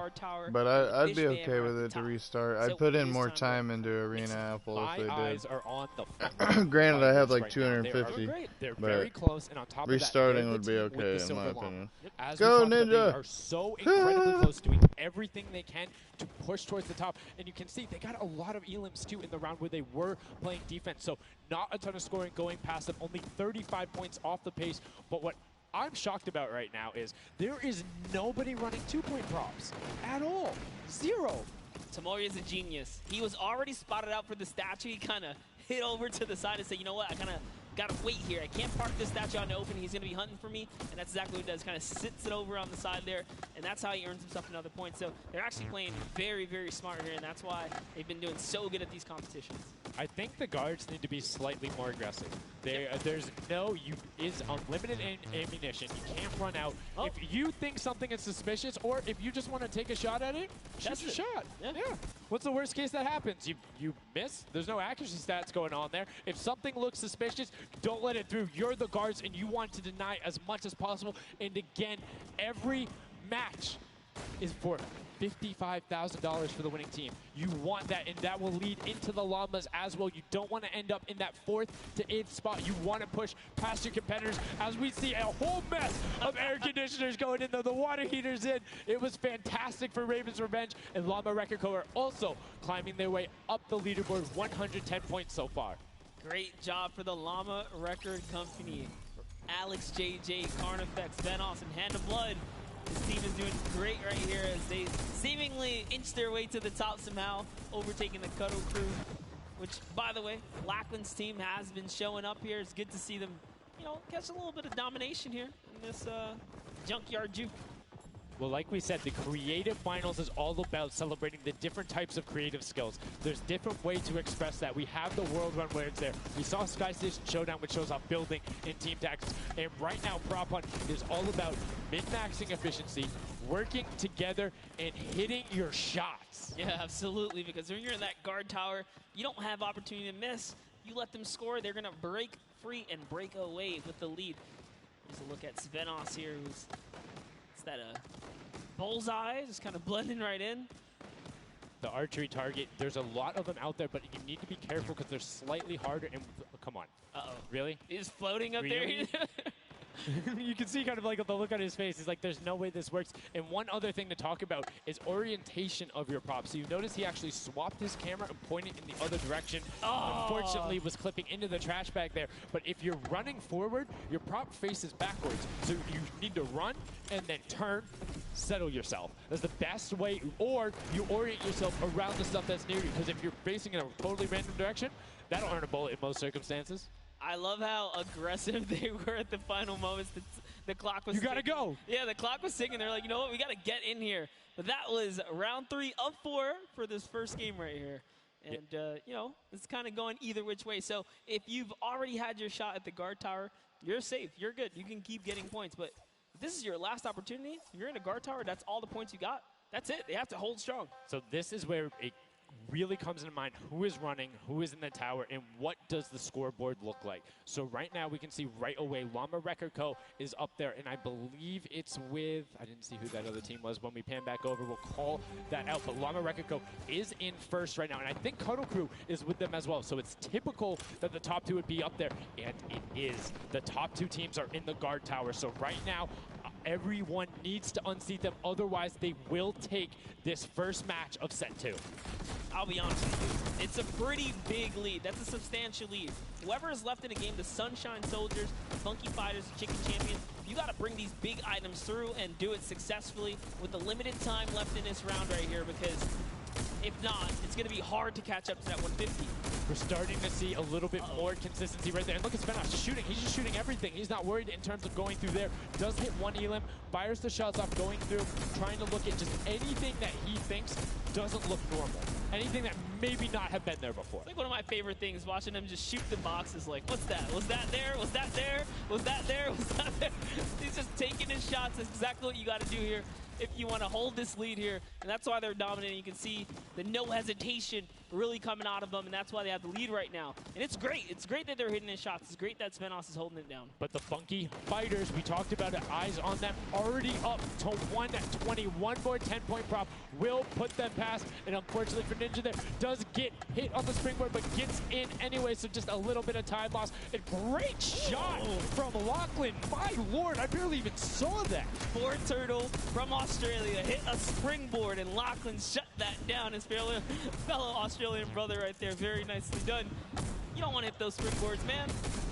And now you can see 125 from the Funky Fighters. They're doing everything they can to overtake. They want this match victory. They want to keep the momentum rolling. But the Cuddle Group is doing a great job of picking up targets and running their timeout, getting some both right as they get out of spawn and before they're about to score, which the waste of time is even that much more efficient, but unfortunately not finding anything there.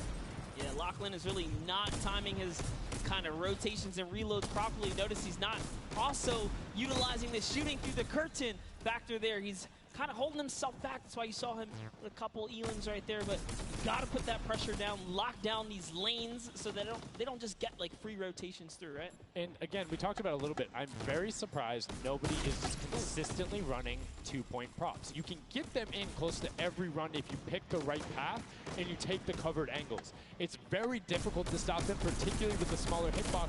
But so far, we've only seen 2 scored. Yep, and I like that. Cuddle Crew right there, 130 points. This is their time. Cuddle Crew still doing really good defense right here. Oh no, but you know, Cass's curse. I feel so bad. Chicken Champion comes up out of nowhere, takes that one right away. Able to get him there, and now the Funky Fighters 5 points out. Anything going in will be enough, and the time ticks over. They didn't get it in there. Oh. Did they get it in there? They might have got the 5-point right at the end, but no, wasn't enough. Llama Record Co. on the defense says, lock it up. We good. Brilliantly done from them, and that's what I'm talking about. When you're sitting there on defense, you know exactly how long you need to keep them out, exactly what you need to do in order to take the victory, and no surprise there. The guys who are all about that apocalypse game mode during the creative trials, able to take home the very first match ever on Junkyard Juke. That was well played. Valiant effort for everyone that participated in that run right there. And it was a close one. 150 points to the contender having 145. Just 1 point. One small radiator. And this is what I'm talking about, where if you had one person who is running just 2-point props there and got their successful runs at the end, they would have it. That's 3 successful runs. That takes about a minute, and you could have collected it. So go ahead. Nobody opted into it. Maybe some of these guys need a little help here. Let's redo this. What would you suggest here, Sundown? I don't want to say suggest, but I had an opportunity to play a decent amount of it. I'm a big fan of kind of adjusting based off of the scoreline. So if you're seeing you're able to consistently keep running 2-point props, get the guaranteed points. If somebody's playing really good defense and you're not getting 10-point props in, you need to pivot away from that strategy, because getting any points at all is better than none, and particularly if you waste a run on a dumpster where the entire time you're going and then you're stopping, and you're going and then you're stopping. Eventually, even if you get all the way to the end, sometimes it's not enough, right? And then you've wasted that 35, 45 seconds, 3 rotations to get just there, whereas you could have grabbed the burger, grabbed the bucket, and ran the entire time, weaved around, trying to like catch a good area, as we saw with the statue, able to hide around a corner. So we'd love to see in the next match a little bit more, I don't want to say like determination going into it, but be a little bit more deliberate. That's right, but let's go on and hear from some of the deliberate actions over with Zeke, down with our winners. What's up, guys? I'm hanging out with the Llama Record Company. They took away the prop hunt 5-point lead. You guys locked it up at the very end. And Blood, I'm going to start with you. And one person I want to call out specifically is this man right here, Svenos. Very tall, tallest man on the planet. It feels like this guy's a very good pick for your team. And I want to know why him, and then also why you picked these other 2. Yeah, I mean, I picked all those guys because this game mode is all about skill. There are no random things in it. You need good aim, you need decision making for sure. And Svenos, I mean, he really likes Spano. That's kind of the best city in the world. And that's why I picked him first, for example. Okay, now Svenos, I'm going to put you on blast for a second because we've known each other quite a while. You know, I'd like to believe that your creativity is what allowed you to win. Let's think back to the time where you wore an entire green outfit and you danced and had a galaxy over yourself. Do you feel like that galaxy and that kind of creativity helped you get this dub? I don't know what you're talking about, mate. I think people at home that watched, you guys probably know exactly what I'm talking about. Let's go over this way now. What did you think about that game? Was it what you expected? Was it different? Did it catch off guard? Were you ready to just jump into it? It's enjoyable. Once you get the hang of it, it gets a lot easier. You just got to work out who's good at aiming, which team's on the tower, and after that, you're good. All right, final question. Do you think you have what it takes? Are you going to? Is the Llama Record Company going to be the team? You think someone else is standing in your way, or is it all you guys? I think it's going to be all us, yes. There you go, man. A few words, that's all they need. Gentlemen, thank you so much. Best of luck going forward. Back to you guys on the desk. Thank you so much, Zeke. Another brilliant performance there coming out of the Llama Record Company. We talked about their versatility. We talked about how quickly they pick up competitive matches. But this is what happened in the first set, right? They were there. They were confident. They're like, yeah, once you get it, it's easy. And then all the other teams immediately caught up. So it'll be very interesting to see if that same story from set 1 is what's happening in set 2. Yep, that's right. Alex up there said it best. You know, he had the confidence. He felt good in those final moments. Hey, you know, once you figure out who's aiming, maybe just avoid them.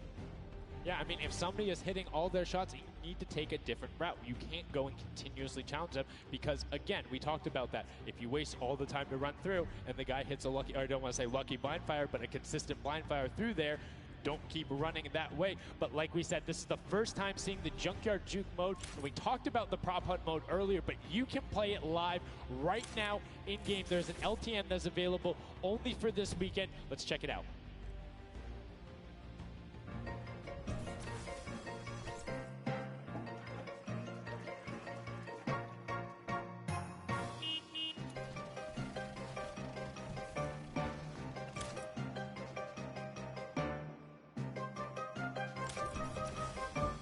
Like we said, you can check that out live in client. It's an LTM that is available only for this weekend. And Monster, have you had a chance to play Prop Hunt? Well, all week long now, I finally really got to experience the Prop Hunt. And before this, I kind of heard you guys talk about it. I was like, is that something I want to try out? But no, it honestly was very fun.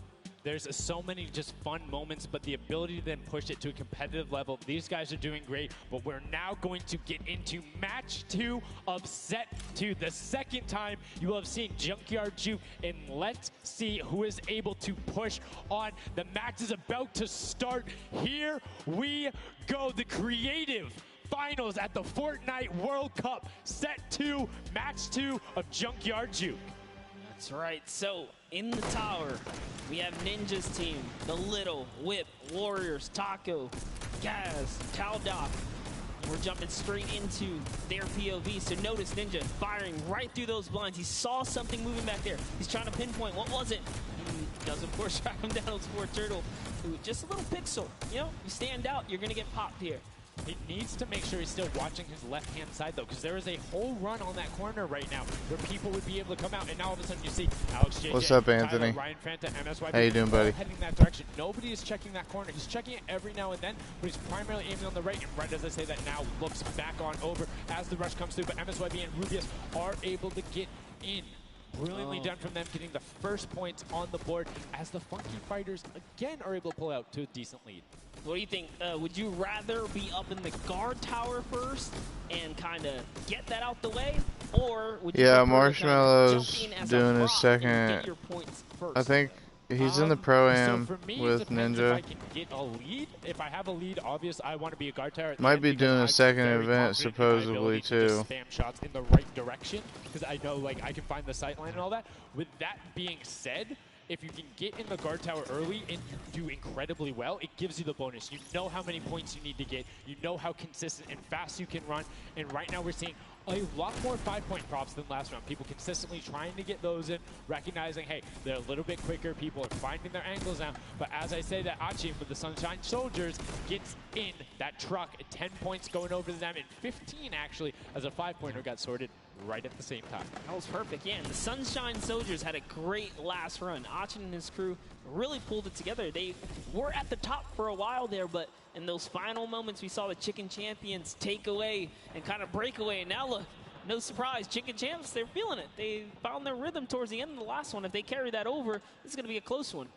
Yeah, and you can see Carnifex hits the jump pad twice over there, doing everything he can to not get hit, and he does get the teddy bear in. 10 points going through, and Clytex gets picked right at the edge.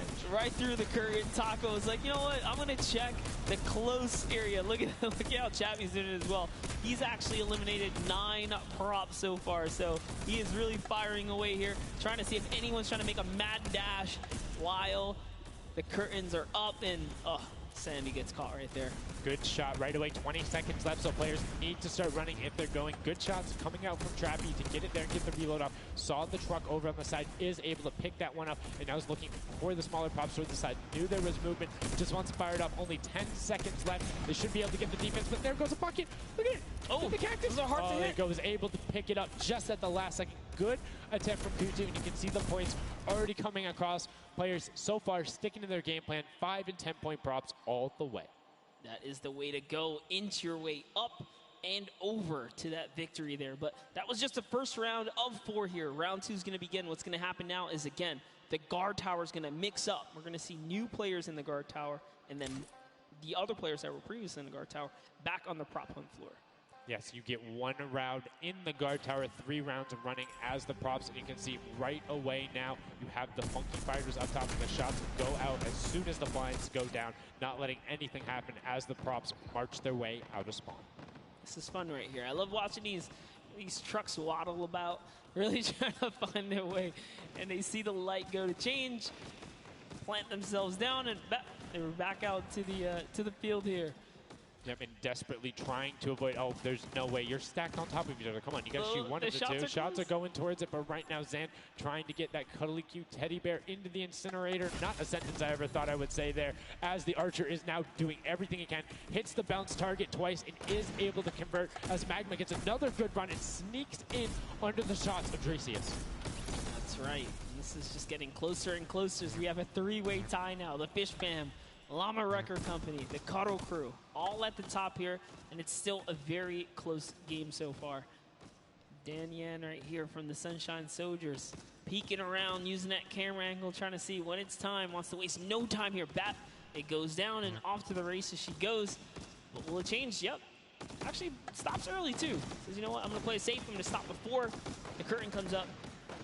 And she has to be having a blast right now. She says one of her favorite things about creative mode is kind of the wacky and Wayne-ian situations you get into, particularly like prop hunt. So this must be a game mode that she's doing incredibly well and enjoying herself in. As you can see there, her team is able to get a couple of props in there. Gotaga and Clytex try to make the final little sprint. Hand of Blood gets another 10 points over, as does Taco with a 5-point statue there. Scissors is hanging around on the side there. Will go through. No, I did not mean to call you trash. You just are a dumpster now, quite literally. Quite literally, but oh, the rage. I read the lips, he said, I was so mad. He got taken out right there. And I like this. Let's see how he decides. He's going for those 10 points, though. Notice he went straight to the right for the big objects. That's the risk. That's what it was about. That's what happens. You need to be careful not only of the fact you're bigger, easier to see while you're moving, but you need to find a blank space in order to set down. Can't be clipping into anything else with 45 seconds remaining in round 2. And you can see Spedas a minute before the guard looked at him. He's like, I don't, nah, I'm out. Right there. And right now, relatively top heavy. 70-70, and as I said, Fish Fam does get their 80th point, but Lachlan hanging out on top of the Rebel, 28 seconds left, does find an angle that you know, no he actually really didn't watching. park either. He just jumped on top of it.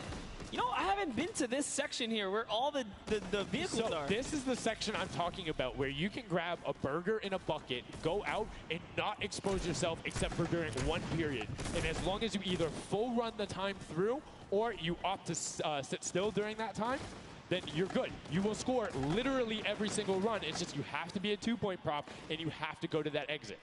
Oh, Dan Yan right there, unfortunately, couldn't push through in those final moments there. And that was round 2 of 4, as we are looking to get into round 3 next. So they can earn some more points. And every single set matters, right? Every game matters, because there's a lot of prize on the line. Yes, every single match is scored. The top 4 will receive a gradient of money going from $55,000 down to 20, and then you have the 4th through 10th all receiving 10. That prize is then decided who will receive the Silver Llama. The Funky Fighters currently have one, but who will be able to press with them? Clytax, that vehicle is way too big, buddy. You can't just be trying to squeeze it behind that and not think someone's going to see the tail end of it. Here we have Bensor and JAHSHEWA close by one another. Bensor gets popped through the blinds there. And wait, so he's going to take a couple shots. He said, does his truck belong here? He did miss, though. Lucky for him. The bad aim and that moment right there is going to allow him to sneak that big 10-point. No! He gets taken out right there. That's no points for him. 10 is huge in this mode, too. It's very difficult to get a vehicle all the way through.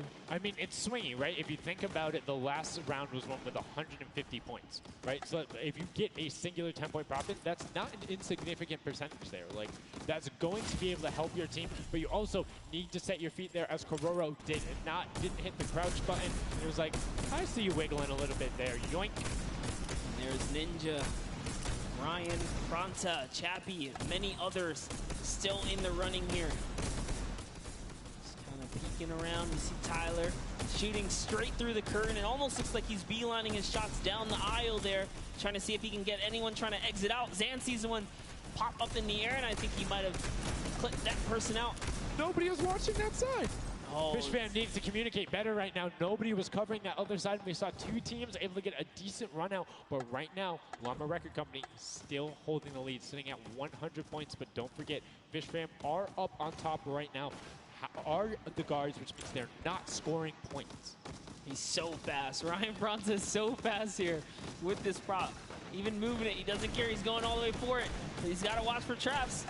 See the fear? He's like, you know what? I'm not even going to risk it. I'm going to wait here and get the secure point. So one important thing to notice, too, is Ryan is taking paths consistently that take him to the corner of the guard tower, because the corner provides you with a little bit of natural cover, and it breaks that sight line up. If you're only staring out in one direction, it's super easy to be like, no, that car was not there. I know it wasn't. If you're flipping back and forth across that corner piece, it just breaks up your field of view a little bit more, and it's that much harder to try and figure out what's actually going to hit. That's right, and oh boy, is MSYB going to be able to sneak this huge chuck in? Oh, he actually hit something there. He's going to sneak it right underneath. Lucky for him, the shot did not come back in time. But just that big archery target was almost enough to kind of block him right there. Venos gets another large object in as well. And that's another 10-pointer for the Llama Record. It was fully processed here, so now he's at 130. Can the Cuddle Crew hold the lead here, though? Can they secure it? All the Llama Record Company needs to not score right now, and they'll continue to kind of stay in the lead.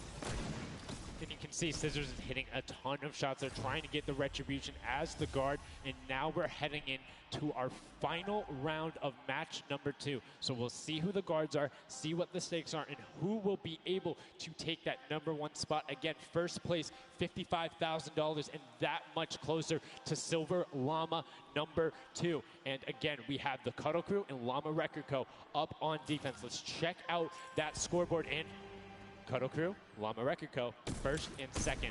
Who will be able to overtake them? And they are so close to 5 points separating. It's a battle for first and second now. Yes, Lackland and the rest of his team are trying their hardest. They have to stop people from scoring. The Chicken Champions get up. They can just easily snag this away, but for now they know the Llama Record Company cannot. They can't take them over. Ooh, I thought he was going to shoot that car. He knew it wasn't there. Nice. Finds the box right around the corner and then gets another one right after. Blind fire through the shade as Rubius is looking to post up there. Spanish YouTuber trying to find a way in, trying to lead his team, and they've overtaken the Llama Record Co. with plenty of time and are tied with the Cuddle team. Any singular point now will put the Chicken Champions as our match 2 winner. They need so close. one prop. That's right, they're so close here. Magma trying to hop on over. Who's it going to be for the Chicken Champions? Who's going to be? Do you think they get a 2-point prop? They have the scoreboard in front of them. They know they need only that. Do you think they run one in, or do you think they stay with what they're doing right now? Honestly, I think they're just going to stay with what they're doing. It's working. Why break the formula here? They have over a minute to do so. And just like that, they are going to that will be it. Yes, brilliantly done. They're overtaking them. And now the question is, can the Little Whip Warriors get enough in to catch them? It's a 25-point spread, but you can get that. You have 4 runners. Yes. You can get that in a single run if you're well coordinated enough. Will they be able to catch up, or can the Chicken Champions edge it out and be our match 2 victors? That's right, because the Cuddle Crew is now bumped out. The Chicken Champions are holding it. Little Whip Warriors have scored, though. 1 minute left here. Uh-oh. Raven's Revenge coming up as well, as is the Fish Fam. This is actually getting closer than we would have thought. They're close to pushing out the Cuddle Crew and the Llamas. Yep, and Little Whip Ninja also getting the 5 points there. Will be able to overtake. Don't forget, you don't want to end up 4th to 8th. It's all about at least breaking into top 4 to get a little bit of the differentiation there in the prizing. But the Chicken Champions are pulling ahead. They're keeping that 25-point difference so far between the Little Whip Warriors. Little Whip needs to find a coordinated run with 10-point props in these last 30 seconds, or they're not going to get it. Meanwhile, Bensor running that statue in, trying to lock up everything he can for the lead, and he's being extremely patient with it. Taking a corner run, finding everything he needs to do. Little Whip does get a 5 and a 10, and they're still now only 20 points behind, but Bensor is going to be able to lock that one up from there. 5 points, 25, 15 seconds left. The Chicken Champions are sitting pretty. Yes, that's right. If the Little Whip Warriors don't score big right now with all big props, it's going to be all over in 3 seconds. And it's not going to be enough here because the Chicken Champions, they actually pushed the lead even further. Did you see what happened at the last second? They did score. No. Raven's Revenge grabbed a 2-point prop, hard ran all the way through, got it in, right? And then that pushed them from 4th into 3rd. When we talk about every little interaction mattering, that was it. But the Chicken Champions, one might be able to say that was excellent. They were able to tender defend that title for the match 2 victory and putting them in a good spot to contend for the set 2 llama. You can see the excitement there on their faces as they just realize, hey man, we got this. We're in the running here. The Junkyard Juke could be ours. And you can see they're still talking gameplay right now. Like, they want to know, what can we do more? That play you did right there was awesome, but they want the next one because there's 3 matches for each one of the sets, and a win there would put them in a fantastic spot to get the 2nd Silver Llama. You need that in order to be in contention, and if they're able to split it up away and deny it from the Funky Fighters, the field's wide open. Yes, it's not over yet. That's just another team who takes a victory here, making it that much closer of a running so far. And we saw the Ravens' Revenge kind of sneak up too. You need as many points as possible. I'm just charging my headset, man. I don't want to talk over the commentators while they're rambling. You got to push it all the way to the final moment. And hey, hats off to whoever's called that was I'm on Ravens just chilling, Revenge. my That was dudes. a brilliant decision, showing exactly why you're able to qualify for the Fortnite World Cup Creative Finals, why you're playing on that stage. Those are the big plays, but again, brilliantly done from the Chicken Champions. Consistent runs, stuck to their statues, stuck to their routes, and took the corners. And now we're actually going to have a chance to talk to our Chicken Champions, the Match 2 champions. Zeke has them up there on the top floor. Zeke, what do you got for us? Rambling. I just figured What's going on, guys? I'm hanging out with the Chicken Champions, guys. You know what I mean, buddy? Feathers were flying, and you guys clutch it up. Did you figure out the strategy? Because you guys were well and ahead of everybody else. Yeah, we practiced yesterday, and everything is thanks to this guy. This guy always goes for the 10 points, always, and he always gets it. So thanks to you, man. All right, then I'm coming to Because you, you're Mr. a Carey. robot. What was but the I strategy? appreciate How you did you get watching, the 10 bro. points in Thank there? you, Was it the same my every dude. time? Thank you for Switch being in things here up? for so long. Yeah, go I appreciate for 10 it. points each time and do the same strategy. Definitely Seems to appreciate it, work. bro. So in this intense game of red light, green light, were you like stopping early, or were you just like going as far as you could go and then waiting for someone to spot you and stopping, or what was your plan? I'm taking it very patiently. Yeah. All right, now over to you guys. What do you guys think of this game mode? Has it been It's everything a you thought figure it's of speech. Yeah, it's great. We had a game plan. We definitely did what we came to do. Like my buddies That's what we expected. that work like Very 90 well hours a executed. You week. did I not lay say, an well, egg. you're a robot. All right, final question for you. I want to give you the chance to tell the world, you know, all the fans something. What do you want to tell them? Thanks for the support from Spain for the other. Yeah, world, Raptors and, actually my team is made good in inside this of the mode, hard and frame of the channel will we win into the the next, the match? coding. There you go. The excitement is real, gentlemen. Congratulations. What's up, Best Rebel? of luck going forward. We're sending it back your way. I've known that there Rebel Brilliantly for done there from the for Chicken over a Champions. year. Thank you so much, Zeke. They're excited What's to be going there. on, They bro? stuck to the Tate-ho. gameplay. And shout out to Bensor. The one thing he was looking forward to on this trip, he wanted to play in front of a big crowd. He got that moment, running through, securing that for the Chicken Champions, and immediately El Rubius turned to him and was like, it's all him, man. He put the team on his back or put the team in his dumpster. I don't know that normally I wouldn't be a feel good you, thing, bro. but I gotta in work. this circumstance, hey, it worked out for him. Couple hours. To Kyoto as well, the only or one of Let me two. get my little day controller off. players, you know, in the creative finals. So very nice of him to kind of represent for those guys as well. And again, just showing that hey, he's got the moves out there. He had the moves, was able to find the right angles, and now we've seen some developments from match. Yeah, I got to the match Game 2. Jam spray. What was the big thing Make that sure you stuck out guys for you watch that on was YouTube different? that's connected And to that your last Epic. one, honestly, finally You'll seeing someone get your pick up free those spray for the 2-point day. props, right? Using those are points right there. But with that, we'll jump over to Bala. We'll take a fun look at some of the things that Bala. developed in I our like Bala. last few moments. He goofy. Thank you so much, guys. Yes, the Junkyard Juke is developing nicely. Everybody's starting to figure out what all the different tools and props they have available to them. So with that, we're going to hop into some of the tips and tricks that I've seen from the Junkyard Juke so far. We can roll the clip right now as all these players. The first thing I want to point out is there are these springboards. Unfortunately, Danyan gets picked out of the sky there. Not too happy about that. But moving on to Tomoya using the statue. This is one of the interesting I ain't scores decided saw yet. with the statue, I gotta those work higher at point objects 4 being o'clock, useful. so Scissors here with the springboard, the recovery. I don't know if I'll just stream barely the doesn't get entire. into the incinerator at the last second. And then here we have Tomoya. We no, get sorry, it we as have, much as I again, can, and then I'll. just an awesome run towards I gotta the, do looking my. like the scene Oh, I'm sorry, out I'm of yawning, guys. everybody, you know, crossing the street at the same time.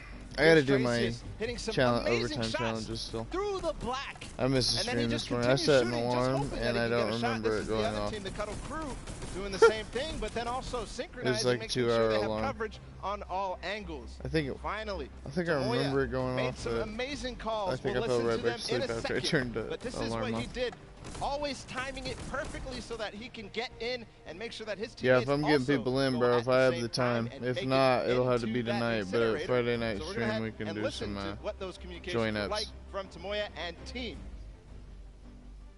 In this one, they made It sure just the depends on the count- time I have. 2, 3, 4, 10. I got 10. I got 10. We are both. We are both. 1, 2, 3, 4, 5. Stop. I'll take it. If they don't kill me, I score 10. Don't 1, fight. 2, Okay, 3, I got 5, I 4. got 5. I got 10. No! He killed me. We are strong team. Yeah. I scored 0 in the second round, that's the problem. I scored 0 in the first one, so. Like, we are all close points. There you go. The Funky Fighters, you know they won the first Silver Llama. We're gonna see if they Yeah, can I win don't care the about it. next You one. can We get got it one with me. more It don't match matter. here on Junkyard Juke to go. And we'll see who will come out on top with the Silver Llama But it'll from this. most likely Guys, be tonight, back my to you. dude. I Thank don't know you if I'll so have a much, bunch of Bala, time for when I that get done great breakdown. with Listening to the comms, that's one thing I hadn't considered. I was watching just kind of this. like, yeah, it's going to come up now. But I've these just guys never all been up able on to talking. stream something One guy through a counted out game that that guy's was just like a an metronome. Make event. sure he has it on the dot. That's why I try to every single capitalize. time. Brilliantly I done know from I'm them, but will probably not they the be only one able that to streams take it, back but that top spot? We've seen there's them do probably it. millions If of they can people that grab do. that silver llama, they'll be in such a good Appreciate spot. you guys But rocking right out with now, me while they I aren't do. seeing the same success they saw before. Yeah, you want to get the Silver Llama, but to get there, you got to make a new strategy. I think that right there, there was a lot of information in that bit right there. You kind of noticed the team synergy, and he said something very important in his interview there. Talked about being patient. You really have to be patient. You can't let the frustration get to you. You saw Scissors very expressive on the cam. Just, it's hard to get the pointer, and that's what I talked about before this whole thing started. I said, trust me, this is a lot harder than you guys think. You might just, oh yeah, I'll turn it into something and run it through. Nah, man, you're gonna get shut down. But I mean, it's just like, if you think about it, it's the mental aspect that really comes with it. If you're able to frustrate somebody else, then they're that much more off their game. And these guys are all great at that, coming through. I want the from red some of line the wrap. qualifiers. It makes it that much harder. But thank you guys so much for joining us. I here. wish And they'd again, give. Don't forget, there is a fantastic, awesome event-specific merch starting here right now today on the 26th. You can also get it on retailrow.com. Make sure you celebrate the event. Remember it, grab some from your friends, your brothers, your family, people who couldn't be here, and celebrate the that's first fresh. ever Fortnite World Cup. I like the You one saw on the some of right. your favorite pros and competitors here rocking that new swag. Definitely loving it. All types of collaborations going on here. I love it when Fortnite All right, releases man. new gear. I'll probably get you in too. Always spice it up. I'm always Let's see if a George fan gets of on tonight. anything I'll Fortnite probably swag. do That's like I pretty much normally do, run with him for a little bit, then 98% get you of guys my again. wardrobe. At this point, I mean, love the logos, love the bright colors, but enough from It's like, us. hey, bro, you Match want to do a 3, collab? set number 2, the final one on the Don't do original collab, version bro. of Junkyard Juke before we see the remix later on. Are you guys ready? That's right. And let's begin. The first round is underway. Match number 3, set number 2. Who will be able to incinerate the props the most? Who will push out to the lead? And can anybody upset Go Ninja! Fighters who took that first llama? You need to make sure they don't get this one here. And Ninja got 2 bops already. Yep, and you can see there, Taldak did land a shot straight through the curtain. Very nicely done. Another kind of lane, right? You want to look at your lane, see which lane. I think it's funny they brought Marshmallow back out. Easy to maneuver the objects you want to bring through. No, I have to work today, my dude. He's using a bear. There are no bears in this section, but he says, you know what? It's all good. I can sneak this around. So the big thing with the bear, though, that you don't really consider is the coloring of the background. You're in the junkyard. You're a little bit in one of those desert biome situations. There's a lot of kind of muddle browns and oranges around there. It makes it that much harder to stick out. If I don't However, get my overtime challenges going before I go to work, I'll do them tonight. Everyone, it's like, yeah, I'm a snowman. I'm a snowman in the desert, and I'm going to score on you. That's pretty hilarious because, you know, we haven't seen anyone pull I don't know if I'll weird stream this whole objects in the time. back end. For good reason. There are a couple other fun ones back there. If we get a pan around later, you'll probably notice a big old snowman or something like that. But with all this money on the line, there's no way everyone has time to play around like that. It'd be, you know, play around because every single one of those runs matters, and right now, nice to enjoy. Sunshine Soldiers swapping over. They've already put in. I think the creative showdown's so insane. Need to be slightly more efficient on those runs, but good job getting on the board and consistently. And as we say that, 5-pointer goes in. Boom, they're ahead of the Funky Fresh, who have had a singular 10-point run. So trying to get every possible point. It's all about min-maxing efficiency. Honestly, the Little Warriors are doing a great job at defending here. They all have a ton of eliminations. Taldak at 6, Taco at 5, Kaz and Ninja both tied at 7. That is pretty good. They're shutting down all of their lanes. These guys are not here to play. Remember, as you're a guard, you don't accumulate any points, so it's good. They're knocking this out the way, and they're doing a great job defending. Keeping them out, making sure you find the right lane angles, and also sometimes just putting shots out in the right spot. You just need to be able to consistently deny as much as possible. And Taldak, that was sick! I was like, are you behind that? Yep, what's that? Didn't see that there before, didn't see that either. Taldak doing a good job so far, spotting things through the curtain. Let's see if he can find another here with a random shot. Oh, something landed. That's why you don't want to hit those spring traps there. They make it so difficult when you're a larger object coming back down because it's just so much motion on the screen. When everything else is still, if you see that thing falling through, like, it's an easy shot. And particularly for all of these players up there. I mean, Gotaga and Crew, everyone on Raven's Revenge, him, Magma, RTA, and Chappie, all have been able to hit their shots. And then, I mean, Little Whip Warriors is a team of pitcher shots. Buddy. That's right, and there it is. Last opportunities to make a point have just concluded, and that was the first round. There are 4 of these, so we're going to switch up the guards now. Little Whip Warriors get a chance at trying to earn some points, and as do the others. The next round will begin. That dragon's so cool. That's so cool. Look at that. Almost looks real. Yo, shout out to the observers. That shot right there, that's really cool. Big fan of it going out. And as you can see now, round 2 is underway. This is the final match on Junkyard Juke of set 2. And right off the bat, 2 archery targets and a water heater marching on out. Yep, that archery target is worth 10 points, though. So if you can bring that all the way through, it's one of the, I guess, smaller, large point objects. Magma doesn't even care. He's impatient. He saw the blinds open up. He just kept going. Savenoff did pump the brakes, though, even right here. And notice, stops very early. He's just trying to blend in and get as many points as possible right here. Ooh. Did get picked up. It might have been the book there. That's the one thing that you need to note that makes it very difficult about the bullseye or the archery target is the fact that because it has those placed legs, you have to be deliberate about where you're setting down. Otherwise, you're right, like, boom, right there. That book would be a giveaway if somebody decided to look down and double check that box. But there's 6 other boxes around, so relatively safe. I think this game mode's neat. Tyler and opts to stop and be, you know, a little bit of patient, and might have cost him there. I think he would have had it if he'd just go full send, and I think he thinks so too. Yo, it makes me laugh to see him scratch his head, his jaw drops like, oh, being so close and not making it through is so unfortunate.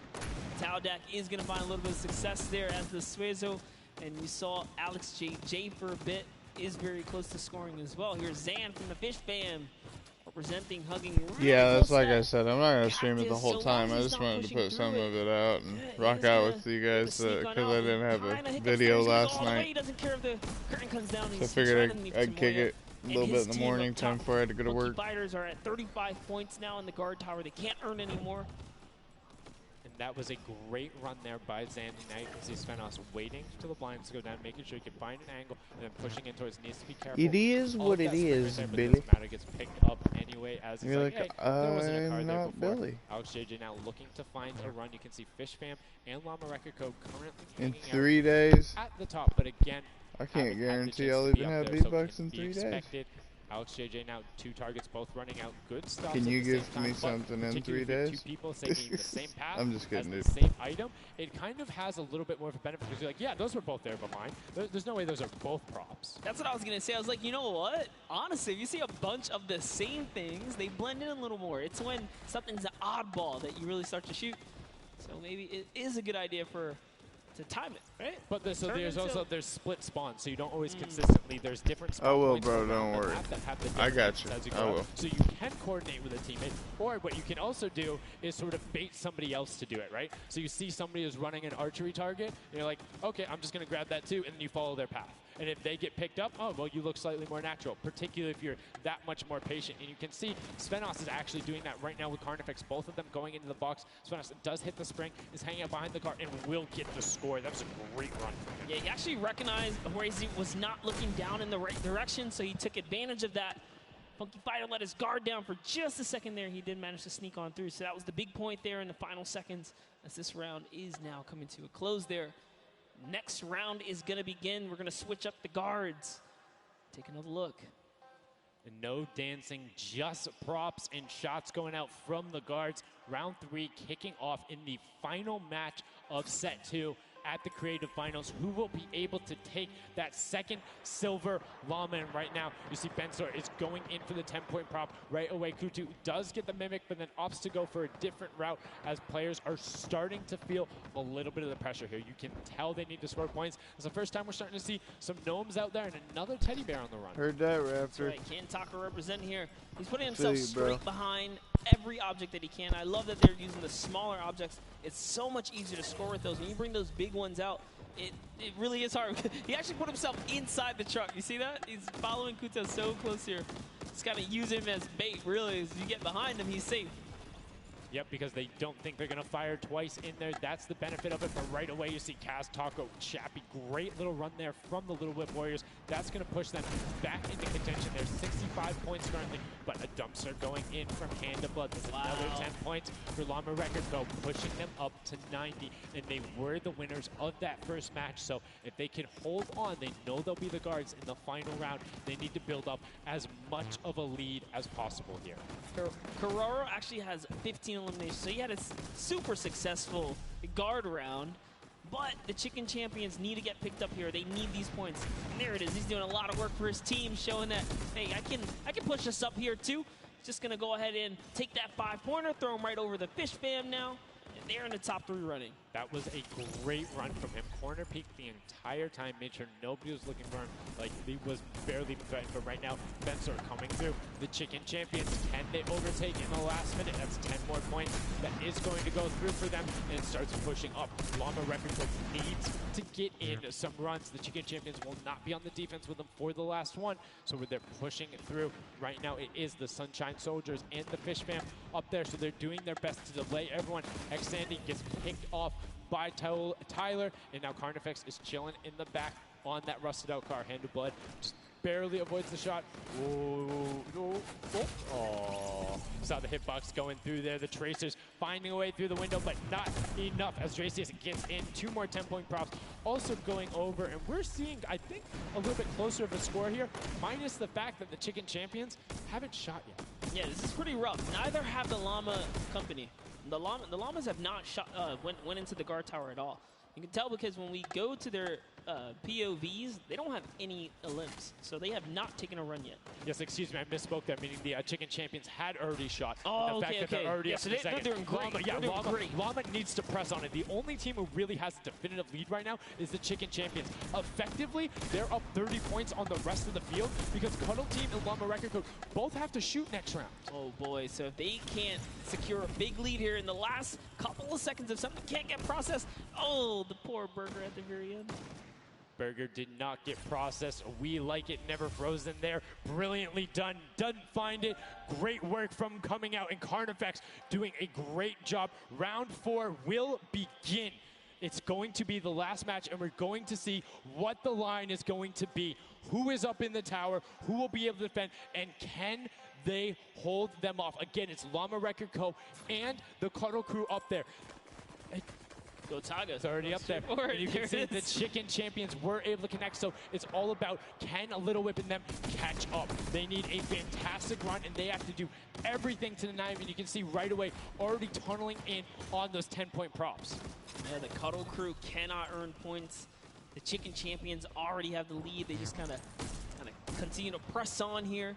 Llama Records are up at their run, but it still matters. There's so much on the line for depending on each game, right? Each game is worth so much. You still want to hold your placement regardless of what. This is still a fantastic game for all the teams in the top 3 right now. And I mean, we saw the Ravens come up huge in their last match, pushing all the way from 7th into 3rd because of clutch last-minute decision-making. Right now, Little Whips are trying to do everything they can to catch up with the Chicken Champions and not deny them. Ninja still sticking with the water heater runs, trying to get as many of those in, but the Chicken Champions are still stretching out their lead. They have a 25-point lead, which means the Little Whip Warriors have to either start fast running with the 5-point props or switch to 10-point props. They cannot catch them doing a patient 5-point strategy right now. They won't have enough time with how good the Chicken Champions have been. They have been the prop masters so far. Yes, they have. They were doing so good, and oh no, Ninja hits a huge spike there. He's trying to dodge, and he's so close to making it through. It's very, very close. Here comes a 10-pointer from Taldoc, sneaks it right in. That's great for the Little Whip Warriors. That's actually going to throw them over the Llama Record Company right there. Cuddle Crew actually is somehow up. Look, the Little Whip Warriors actually went to 2nd place now. They're so close to overthrowing the Chicken Champions as well. It's going to come down to the last final moments. Can the Little Whip Warriors get the runs they need to? You can see Kaz is taking the corner route, trying to find whatever he can, and he's doing it very well so far. Avoiding the jump pads there. Pretty sure Ninja called those ones out on the run since he hit them on the last time. You can see they're only 20 points down. They're all on 5-point props right now. They will be able to do it, but all of a sudden, Fish Fam is right there as well. They're only 25 points out. Here comes a rotation of prop. 5 points will be coming across for the Little Whips. Fish Fam also getting it, but Cuddle Crew does finally get pushed up there. Brilliantly done. 15 points now separates them, but Ryan gets one in for the Tender Defenders, pushing it back up to 25 with only 30 seconds remaining. Rubius knows if he can get this water heater in, if he can be safe. Oh, apologies, hidden so well. He was the statue going on there. And as you can see, hits the jump pad, stays on the corner, will get it in. That's going to push them 30 points clear. But as I say that, Fish Fam catches right back up. 19 seconds left, Monster, in the final match of set 2 on Junkyard Juke. Can the last-minute scores come through? 25 points. They need a run of 10s. Kaz got in. The box is coming just behind. Fish Fam gets picked up. The Chicken Champions have done enough to round out the final match. Brilliantly done in match 2, repeat in match 3. They are the Chicken Champions. Excellently done, and they defended their crown. That's right, and you have to give props to everyone else that managed to kind of hold a top 3 lead, especially right there in those final moments. Little Whip Warriors, the Fish Fans really coming up at the end there, you know, bumping up their prize earnings, because every round everyone's a winner, but you can earn just a little more. You can win a little bit more. Yeah, it was just brilliantly done there. And these are actually the creators who helped with this. Brilliantly done from them. Some fantastic gentlemen. Thank you guys all so much for your help in making this mode come to life. Some fine gentlemen up there. The creative builders were at that game jam out there, spent hours and hours, and it really blows my mind to see what they're able to do in this creative mode. Because, like, I'll go in, I'll play some stuff. Yeah, I think I'm pretty good. And they're like, oh, yeah, after 20 minutes, I have this full game mode. Here's how the scoring works. Here's the barriers. I'm like, and that's the magic of creative, right? These unlimited possibilities, really, when it comes down to coming up with these game modes. We've seen tons of fun ones obviously develop, not only for, you know, the creative kind of fun side of the community, but the comp side as well, right? There's plenty of great game modes out there. Yeah, shout out to all the guys out there playing Storm Wars. We know you guys enjoy it, but that was a fantastic way to close out set number 2. And a brilliant, honestly, I enjoyed Junkyard Juke. It was fun to see kind of the definitive playstyles come out. Patience ended up being key, but players started finding the diagonal runs, knowing that, like, hey, I'm going to stick with the statue because this is my comfort, or like, I know on this run I can be blocked by this tree and this dumpster, and I only show myself once. But again, brilliant from the Fish Fam and Little Whip Warriors to push up and pass those guys in the last moments, pushing them into the top 4 and earning just a little bit more of that prize money. That's right, because they want it all here at the Fortnite Creative Finals, and it's going down. So, you know, you love to see it. We've seen a series of, you know, I guess different people succeeding, right? And all of these, the Chicken Champions really kind of came out. Well, that's what, again, I love about all of this and about Creative. There's so many different skills that Fortnite isn't all about one individual thing. You see these guys and what they're doing is incredibly well. Able to execute the game plan, talk with their teammates, come up with something new, and the Chicken Champions elevated. They were clearly better than the rest at Junkyard Juke, but the question is, will that continue when we get into the Golden Games? Right now, we're going to get a chance to speak with the Chicken Champions, who's up top with Pooks. Pooks, what do you got for us? Thank you so much, Sundown. I am down here with the Chicken Champions, who surprisingly didn't fly the coop. They put on an absolute clinic today in the creative trials. I'm here with Rubius. Now, you guys won the last game as well, so 2 in a row. You guys had a pretty great strategy. Do you want to kind of talk me through that a little bit? Oh, what can I say? It's the power of Norway, the power of Spain, and the power of Detroit. Like, we're crushing it. And we're a chicken, so we're good at hiding. Like, we're not good at shooting and stuff, but at hiding, we're the best.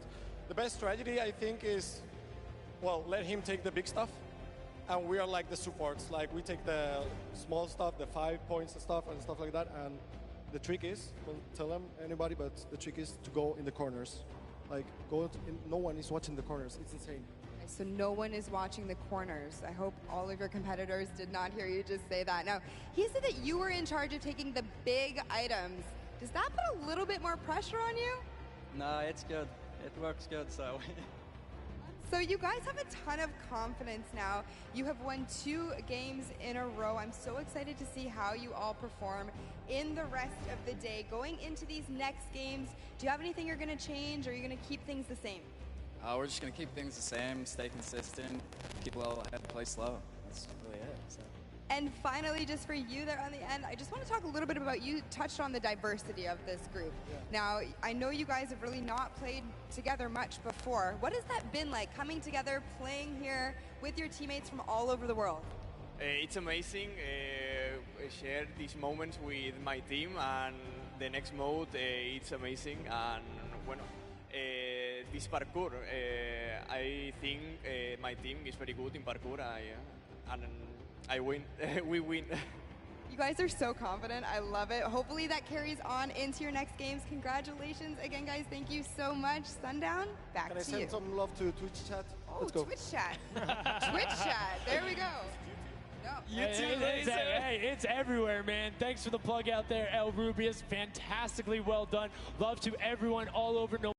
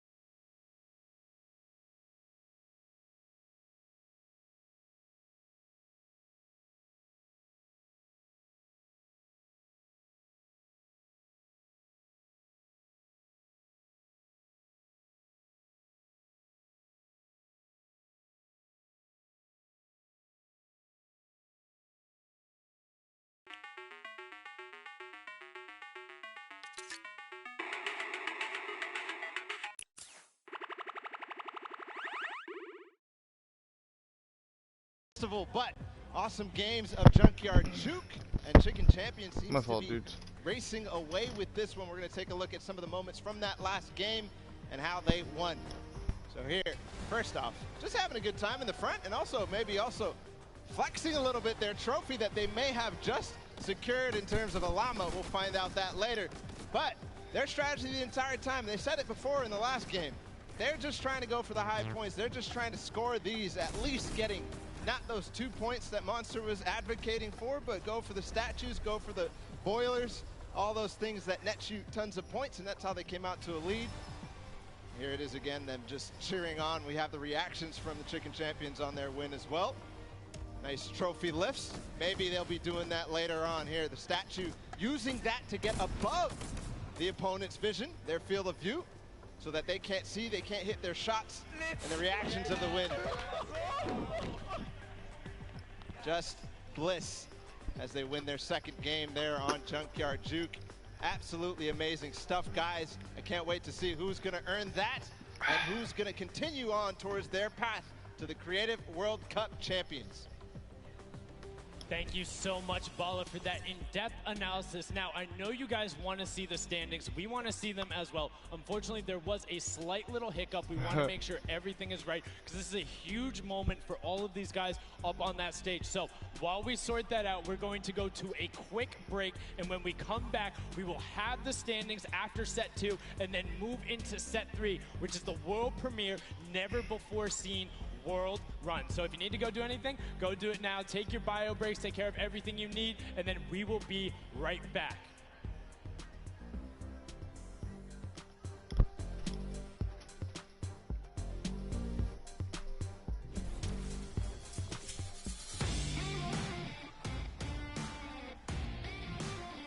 Hey, my name's Magma, and today I'm in New York because I qualified for week 4 of the creative trials for Godiga's map. I'm really looking forward to showing my skill set off and meeting all the players and showing everyone what I can do here. When it was first announced that there was going to be creative trials, I was really looking forward to it because it was all I did pretty much 24/7. I looked at it as an opportunity. I find after playing Battle Royale, when creative first came out and Scissors released his first death run, I just instantly sort of, took a liking to it and I enjoyed playing it. And I guess from there afterwards, when I found there was money involved with doing death runs and stuff, that sort of caught me and caught my attention, and I started playing more. So with my team, my captain is Godiga. He's a French content creator, and my teammates are Chaps and Ardia. I think we can do really well at the Creative World Cup. I think our team has a good combination of the death run skills, but also the shooting and building and the good chemistry we have in the team. I think it can really make our team do well. Magma and my team, Raven's Revenge, is going to do really good in the World Cup, and we're going to smash the rest of the competition because we have the Battle Royale skills, building, death run, we have it all.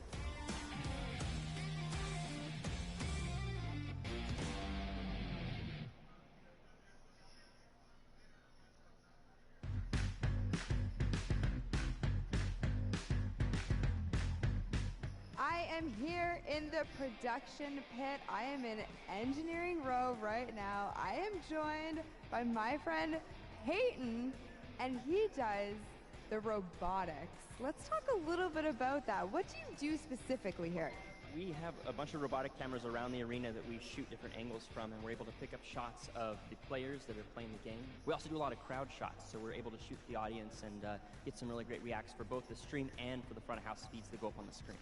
You guys heard it. If you're out in the crowd this weekend here live for the Fortnite World Cup, show us some energy because Peyton is going to be looking for your reactions, and you could end up on stream. You want to play with it, see how it goes? Of course I do. That's not even a question. I'm so into this right now. This is amazing.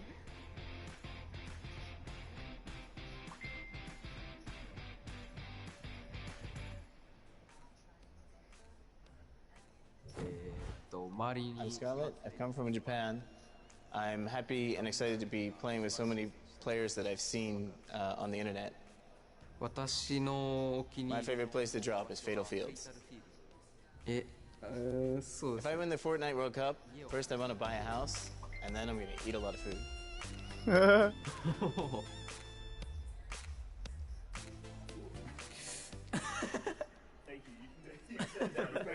It's so heavy. World Cup Honsen. I'm definitely going to win the Fortnite World Cup, so keep cheering for me.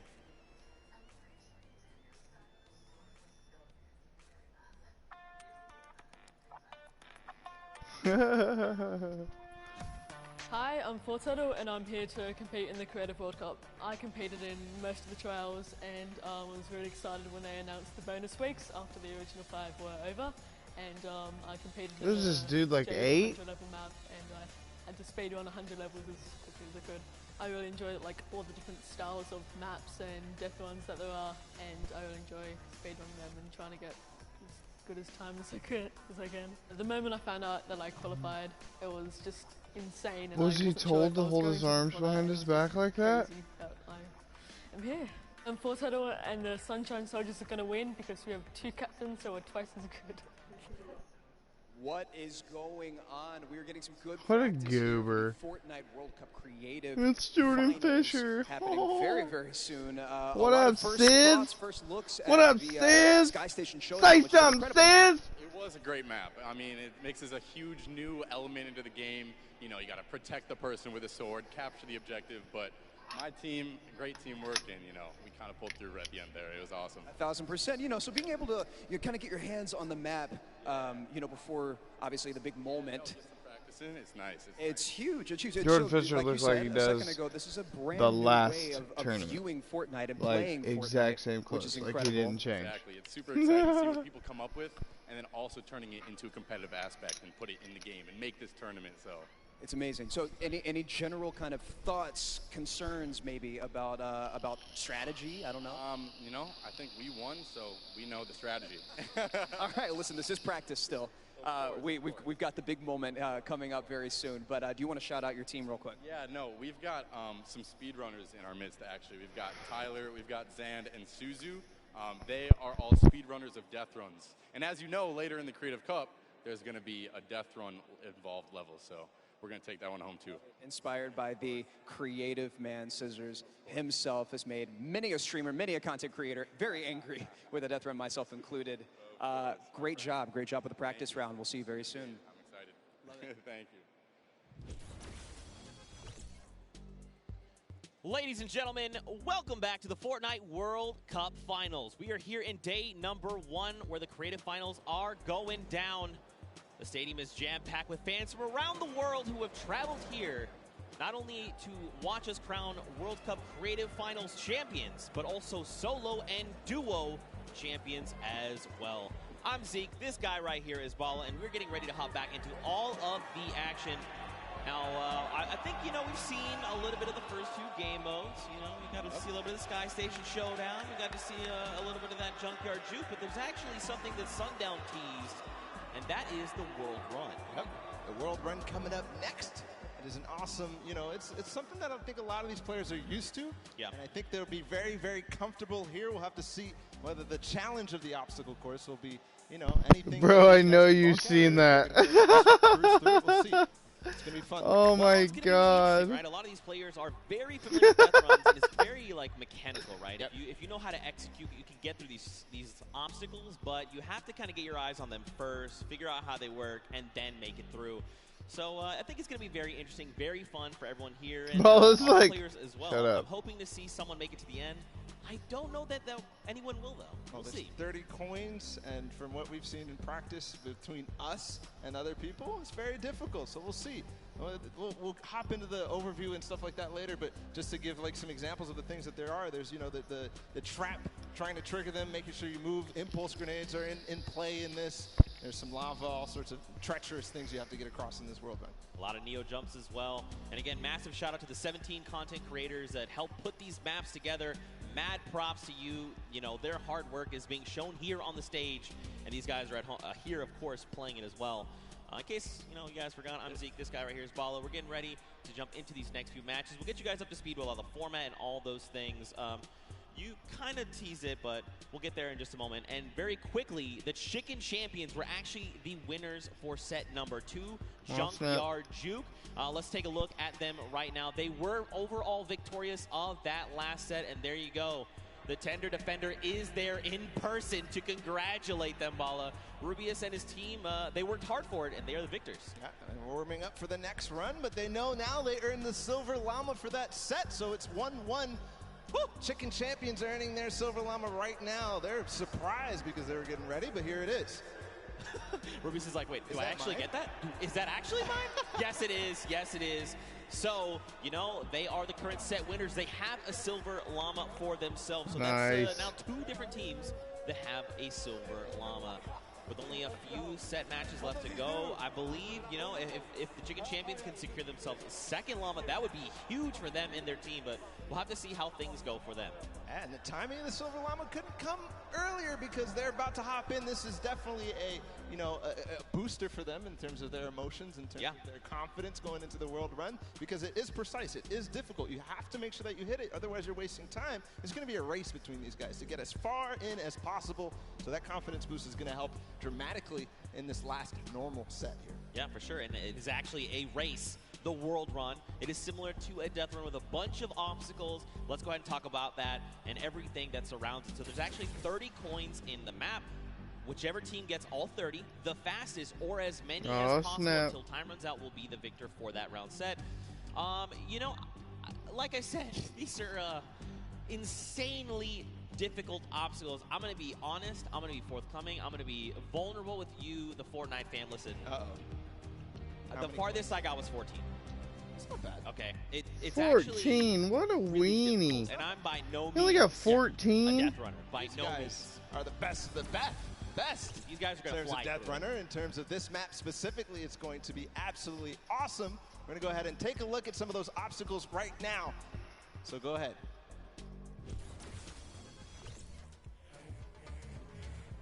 Oh, snap. We're going around the world in this new Creative Team Death Run. 14 points.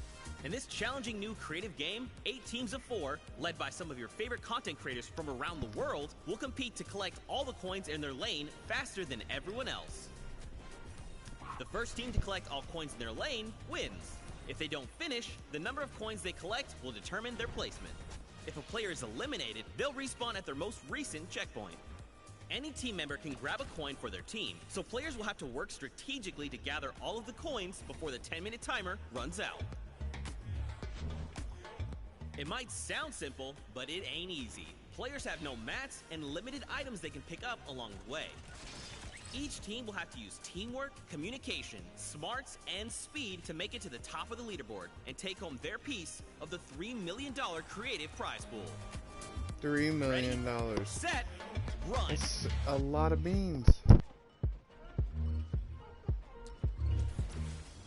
Zeke, I do not know how you just did that while you were here. That did not sound like you here at all, and I didn't see your mouth move. I'm magic.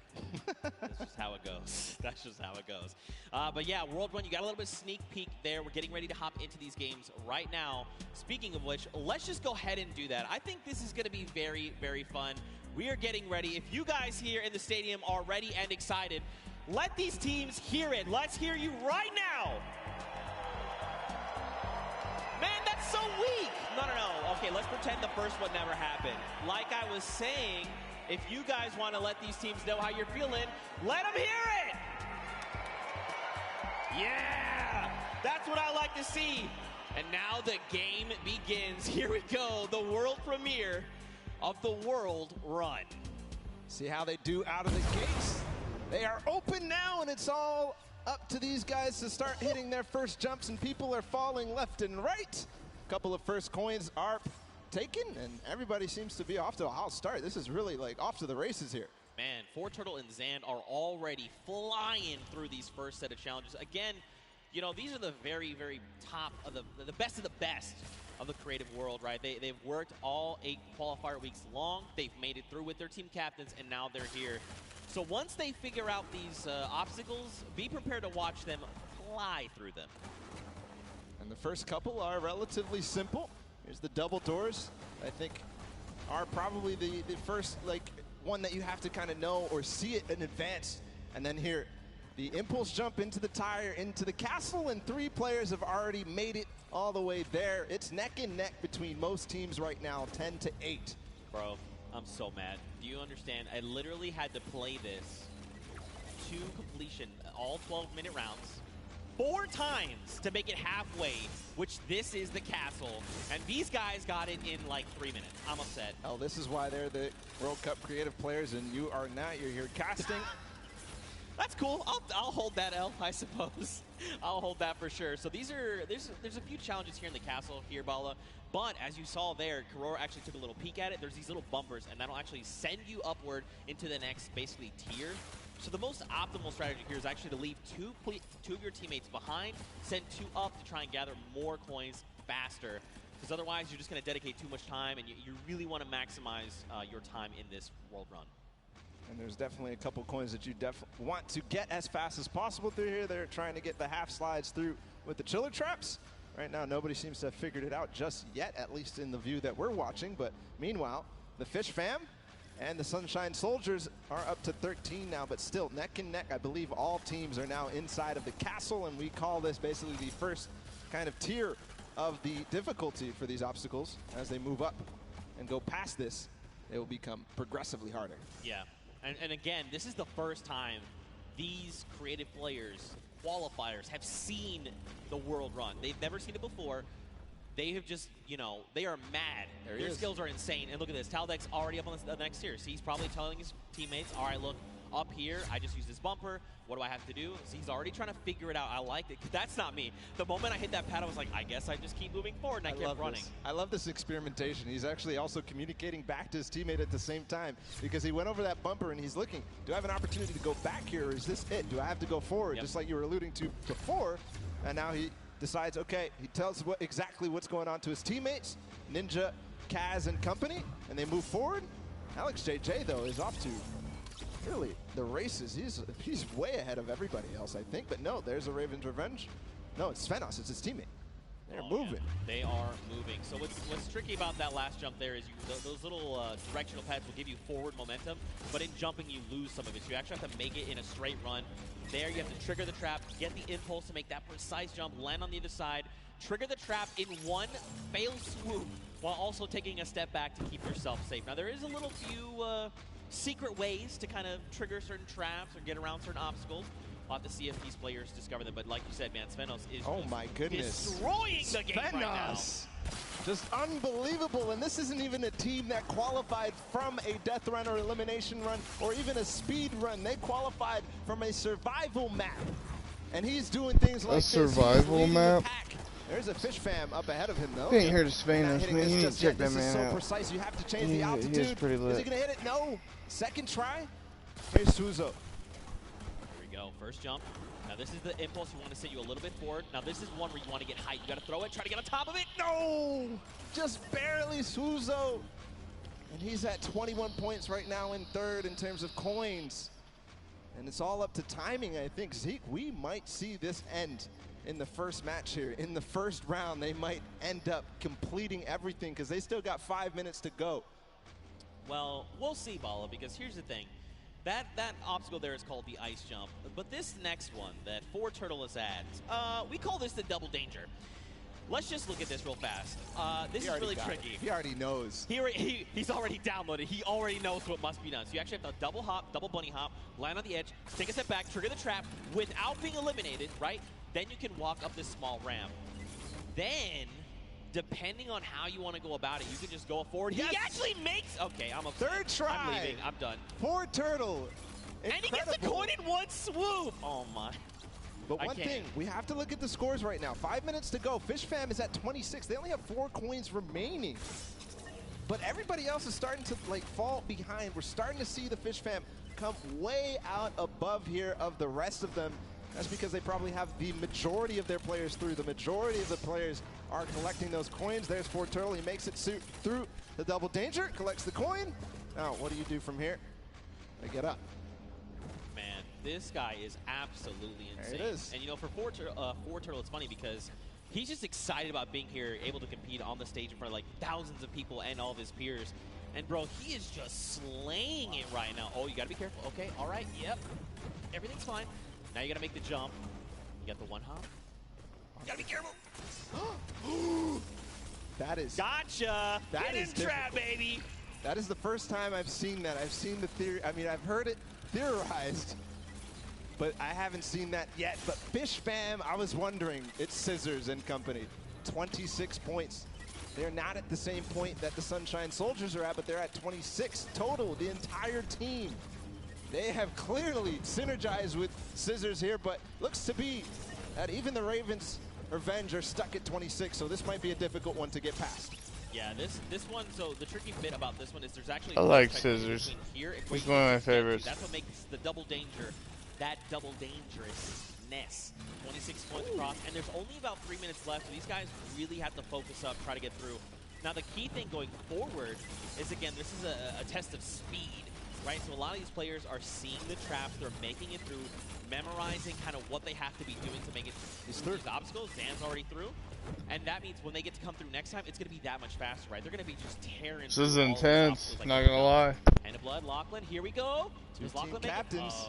Hey, this is important too, because they still have coins to earn on their own. Right. They're you know, they're all the way in the back. They're not earning the coins. They're not helping their team out in front, trying to figure out the obstacles. But two captains back there. Ooh. Okay. All right. Trigger the other one. Yes. All right. Land on it. Trigger that one. Dude. Is he gonna get it? Nice dodge. Ooh. This is insane right now, and there's the second player to make it through for Turtle. Into the door, no! Nope, and look, you drop back down. So that's the challenging part. We call this thread the needle, right? You have to make it in one go. This is extremely difficult, and this is where a lot of these players are going to get caught up. But Turtle is a legend. Look at how methodical he is. He's insane. Look at these the precision jumps, man. He's not going to miss this ever again, because he already knows that trap, unfortunately, was timed at the wrong time for Clytax, but he's up above. Let's see what he can do here, going to try and attempt this again. Trap above. When he lands on that, he has to jump at the right moment, then slow himself down for Turtle from up above. Still back. Nobody has passed this point just yet. All right, first trap, second trap. Hop across, take a step back. Nice. Jump across, take another step back. Okay. He was trying to be a little greedy there. I respect it. You know, you sometimes just want to land on that without having to kind of hop back out and kind of just risking that. So it's good that, you know, well, it's not good. It's bad that he messed it up, but it's okay. This is Turtle. He's an MVP. We're watching him. This is crazy that it comes down to this. There's a minute and 30 seconds about to figure this out. He got up here before, and he didn't make it through the door. He's not going to make it again. Unfortunately, everybody is hard stuck at 27 coins with 1 minute left. I believe whoever is going to be the first to make it through here might find themselves the first winners on the world run. 1 minute left. You gotta be thinking, are they saying Raven's Revenge? Wait, they just got the 28th coin. They might be through Thread the Needle. Next up would be, I believe, bump jumps. He did get through. We saw the end results up there. Made it through the door. Okay, yeah. Ooh, nice catching yourself. All right, you gotta trigger the trap. That boost pad on the side. It's just disappointment and frustration in his face. Ooh. If he wants to secure this, he needs to try to get one more coin in the next 30 seconds, because I think poor Turtle is going to be able to catch up. Here's the jump. Right. This is the first time we're going to see this. 25 seconds. Okay. So this is where you risk it all, man. This is it. The leap of faith. Watch these precision jumps. We've got 18 seconds left on them. So these are these Neo jumps, right? You jump out and around, keeping that momentum. 10 seconds left here. 1 coin remaining for the Ravens Revenge to find. He just got to get around that corner. I don't know if he's going to be able to climb these staircases just now. No, he's given up. He says no.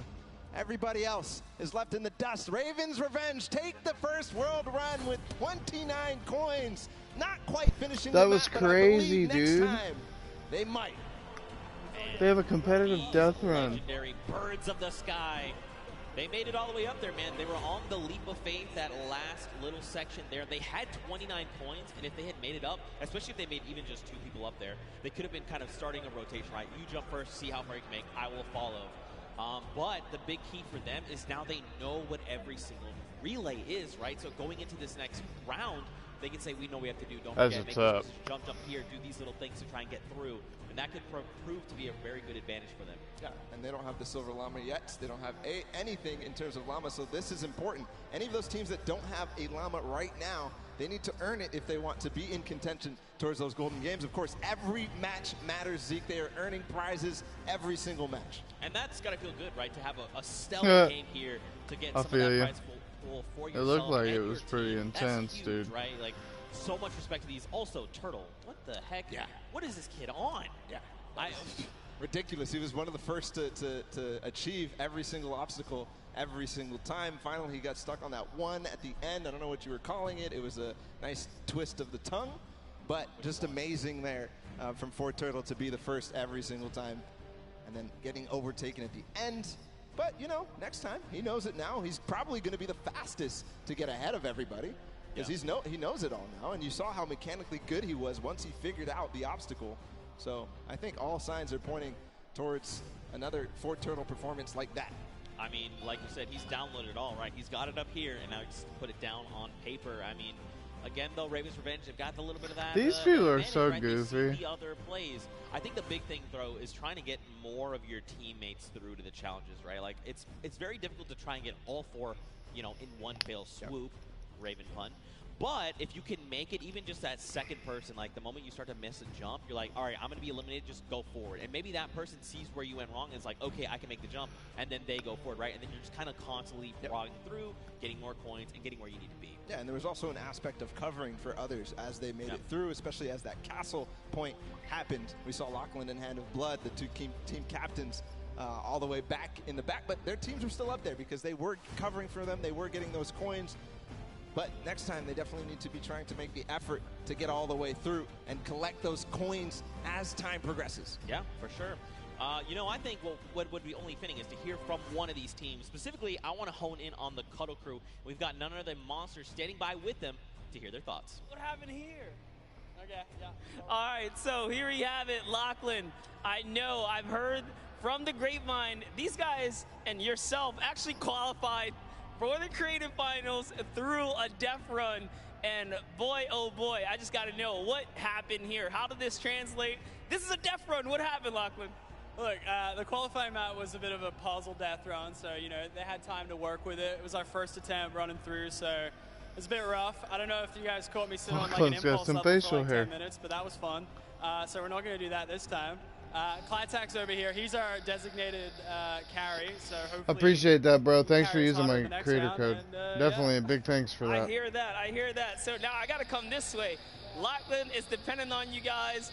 What was going on? Was the death run, did it catch you by surprise, or was it just certain tricky moments that kind of choked you up and had you hung up there?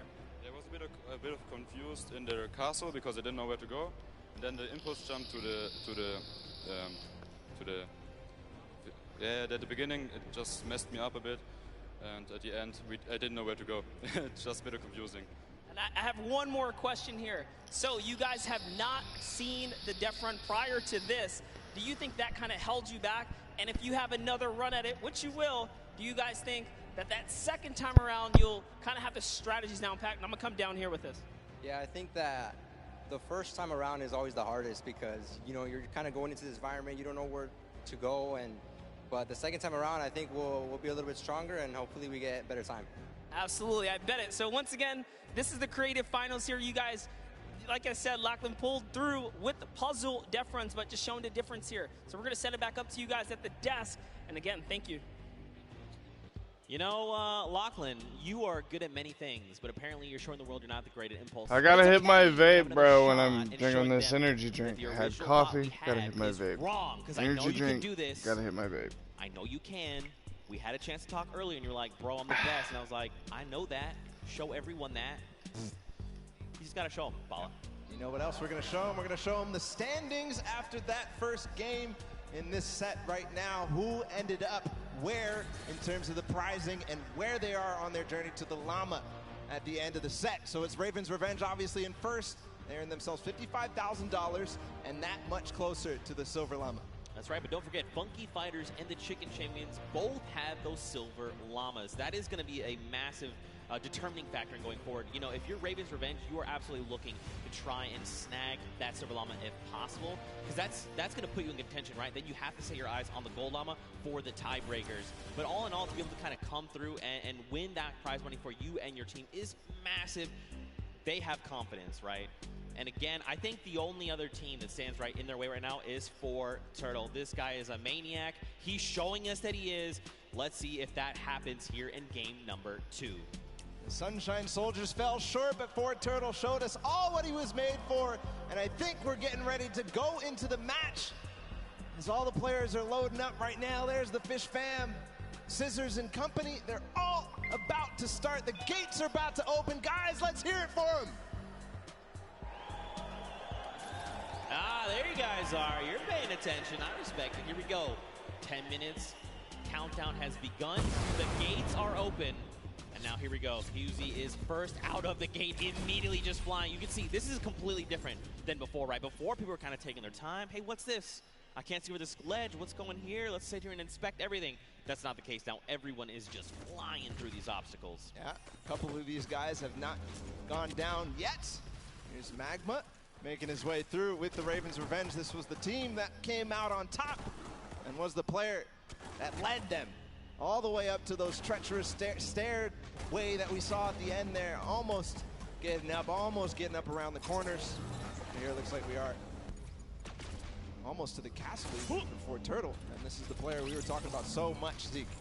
That's right, man. A legend in every way of the word. Stewart almost making the jump for the Sunshine Soldiers as well. Unfortunately not. So this is this trap, this obstacle, very precise jump. You actually have to impulse a very specific way, at a specific angle, at a specific distance away from you to make it all in one jump. You can also, I hope they're not listening, but you can turn around and actually impulse backwards, right? So you face away from the tires and impulse yourself backward while jumping. Again, even doing that though, very precise. You know, you have to make sure you're doing this in one go. Look, Hosey's already here. He's already trying to collect the coins. Already towards the half pipes in the castle. Wonder if he already triggered all the traps down below and grabbed that coin, or if he's leaving that for another teammate. Gonna grab that coin perfectly. Nice job by Hyuzi. Now he's moving up even further. No, he's gonna go back to get those traps. He made it. There you go, Suzu. Nice. All right, trigger the trap. Take a step back. Impulse forward. He's already too through the shallow. castle. I mean, look. Through the castle. Yeah, I'm actually surprised. So don't forget, the castle is open. So once you do make it to that halfway mark, you can just send someone forward, right? Like even if you're the first one and you're really confident, you can say, "Hey, Bala, I know you made it first. Just go up to the next round. I'm gonna stay behind. I'm gonna pick up the coins," right? So quite a bit of teamwork going into this. But look along the way, man. These jumps are crazy. Susan, what are you? Okay, what a legend. Yeah. What a legend. Showing everybody that he can hang. He's led on the team of Scissors with Fish Fam. We saw them not too far in the prizing. 18 points right now. They're leading the way, but no, it's actually for Turtle again. Already towards these varying distance impulse jumps. And is he gonna first shot it? No, not exactly. But you know he's gonna hit it on the next time. Yeah, absolutely. Again, you know, this is kind of one of those things. The more that you do this, the easier it is the next time around, right? Once it's like you throw it here, you're like, nope, that's not correct. This might be it. Okay, closer. I like it. Will he make it on the third jump? Don't forget though, we got the Funky Fighters at 20 coins. We've got Fish Fam at 20 coins. Sunshine Soldiers, they need to try and pick it up. Here we go. Nice, but get across. Nice. Perfect play from Fort Turtle. Now towards the lava jump and what you were dubbing as double danger. Is he gonna first shot? Does dodge the traps. Okay. This is from where he went last time. Gets the coin. He's gonna double back.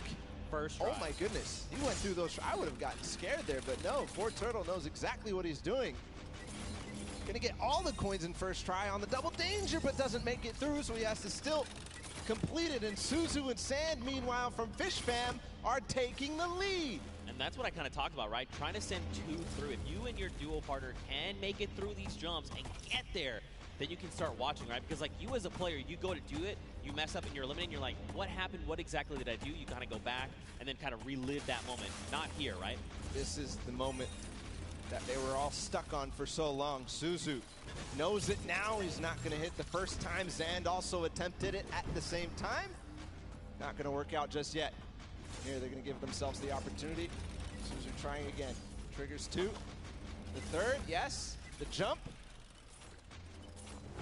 Right, yes. Nice. Oh, it's in. He was worried there that he might have pushed Fort Turtle trying to get his team some love. See him falling down. Yes, he did make the doorway, and now the homie he's back Lockman. towards this thing where he has to go under at the same time as triggering the trap. It's probably gonna be for a while, bro. Only need one more coin, and they're about to do it Oh! in 5 minutes. If they don't get that turn, I swear. Last time we got here, it was 1 minute and 30 seconds. Get that turn, boy. He's got to go back. The Oh! map, he makes it farther than Oh! any player has as yet so far. Where's the next patty? Oh! Found it first try.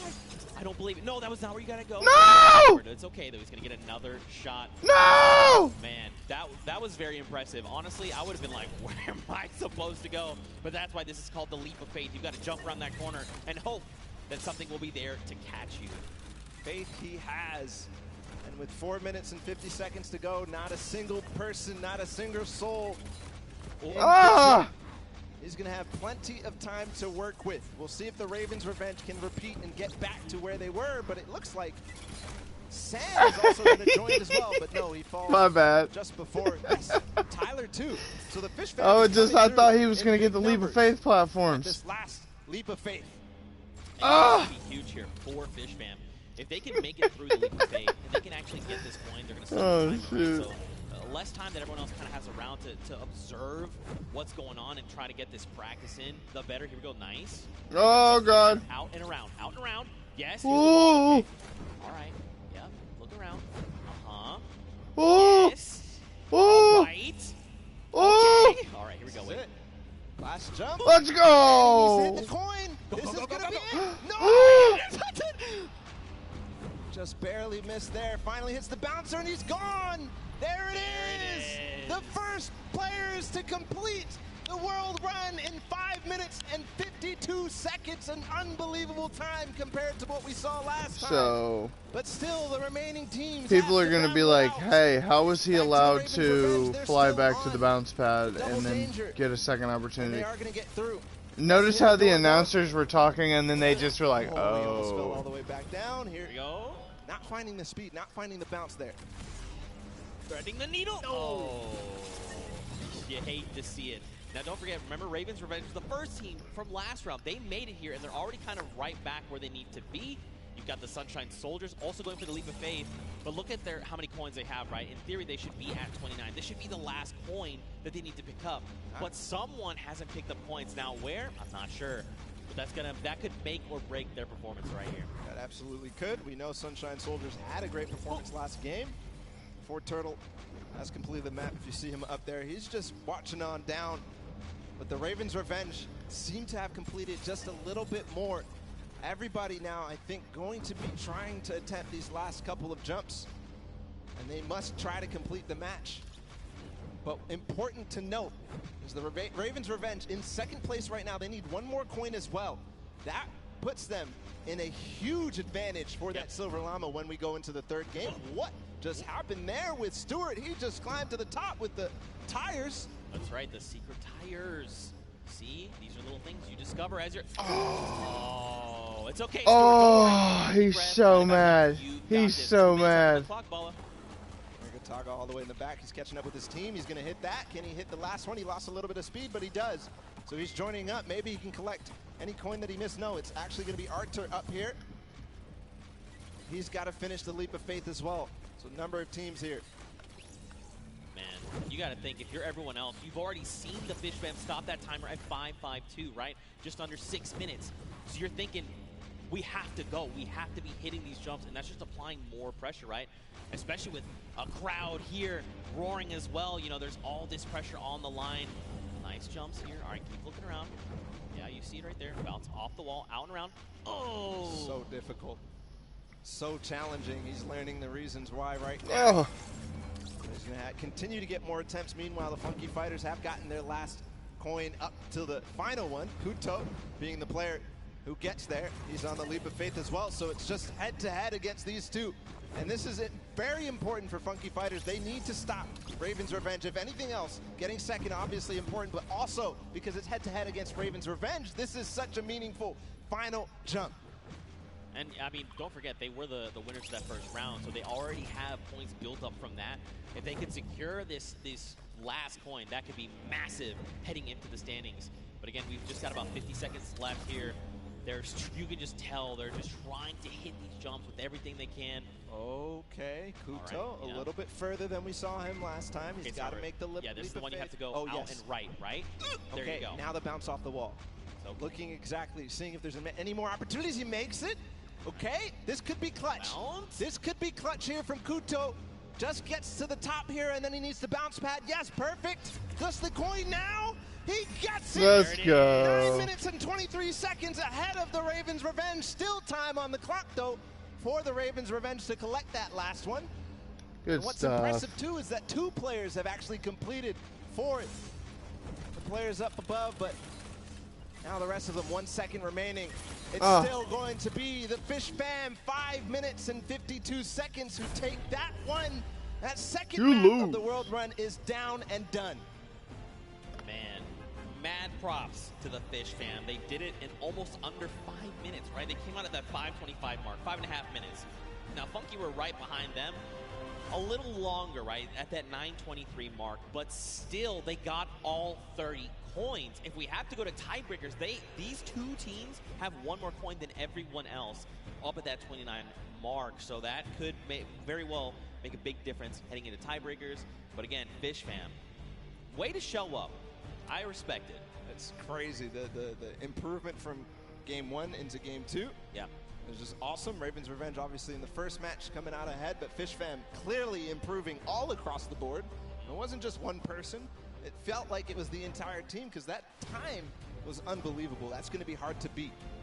Yeah, we'll have to see who else can do it. Again, you know, Ravens' Revenge had a fantastic showing. Funky Fighters showed up there at the last moment, and then obviously the Fish Fam. But don't forget, you still got players like Fortnite over on Sunshine Soldiers. Everyone, all of these teams have someone that's going to get them very, very far, right? We've seen that. But now the question is, heading into this next match, what does that mean? Fish Fam have already completed it. Funky have already completed it. Raven have gotten close. Does that mean we're gonna see another 5-minute timer? Could we see it even faster? Good question. And what no raging. Ravens' Revenge needs to figure out how to no raging, buddy. The match. Because if they don't, the calmer you are, the more you'll be able to they focus. won't be able to close out, especially as other teams go ahead. Fish Fam knows how to complete it. They've proven that they can complete it, and Funky Fighters as well. Yeah, for sure. Well, for now, let's send it over to the stage where Pookie is standing by with the Fish Fam. And Pooks, real quick, ask them what their favorite fish stick is. You know, can't always make it all about you, but I am down here with the Fish Fam. It is, dare I say, official. They're the first team to take a victory in the death run. I'm going to start here with Suzu. So you were the one that essentially clutched that victory for your team. How did that feel? It felt great. Like, at first, I choked the bouncer, and I thought I choked the level as well. But then I figured it out, and I picked up the coin. I was like, wait, this is it? Let's go, baby. It definitely looked like you were in a little bit of a precarious situation there for just a second. Was your team coaching and helping you that whole time? Yeah, they kept track of the coins that we picked up. They kept motivating me, like, you got this, it's easy, we got this, we got it in the pocket and stuff. So yeah, that felt great. Awesome. Now, I'm going to come over to you, Scissors. We all know you are the veteran of death runs. You have been doing this from the very beginning. It must be an absolute honor to be here on the stage today competing, being able to help these guys out, pulling through to a victory. Are you going to continue the strategy going into the next game? We've got the strategy on lock, and obviously it's awesome, you know, helping these guys, but they're helping me win. They're the real speedrunners. Well, I mean, it is a team effort at the end of the day. All of you have picked up coins. Sand, I'm just going to go over here and talk to you really quickly. Now, I mean, this Creative Cup, what does this mean to you as, you know, a creative champion? I mean, I'm not a champion yet, but maybe, yeah. Maybe one day. Well, thank you guys so much for staying here, hanging out with me. Best of luck in the next run. Zeke, back to you guys. Look at that, the Fish Fam ready to go back in. They're already getting their heads back in the game.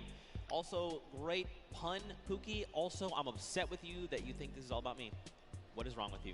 All right, though, anyway, what kind of takeaways do you think these players can make heading into the next game? Well, the takeaway that I take out from that is that they were all supportive. They interviewed, they said they were supporting each other, keeping track of the coins, and pushing their Suzu ahead, making sure that they're encouraging him. Stream elements, I've had that code in for months. How do we beat that leap of faith? Yep. That's the one that everybody's gotten stuck on. They've wasted a little bit of time at the double danger, but the leap of faith is really where everybody needs to close out, especially the Ravens' Revenge, if they want to get that silver llama. Well, we'll have to see how things unfold for them. Very quickly, though, let's take a little break here. Let's send it down to Cam for his insight. Sundown, what you got? Zeke and Bala, and we're gonna take a look at some of the kind of strategy that goes into it. But first, all of these competitors who are here, who are competing in this world run, have had an opportunity to get there. It's been incredibly stressful. There's a certain amount of kind of mental edge you need to get through it. So let's kind of take a look in and how these competitors prepare for what was a world premiere and first appearance ever. Let's take a listen in and how these guys are talking and getting ready for the match.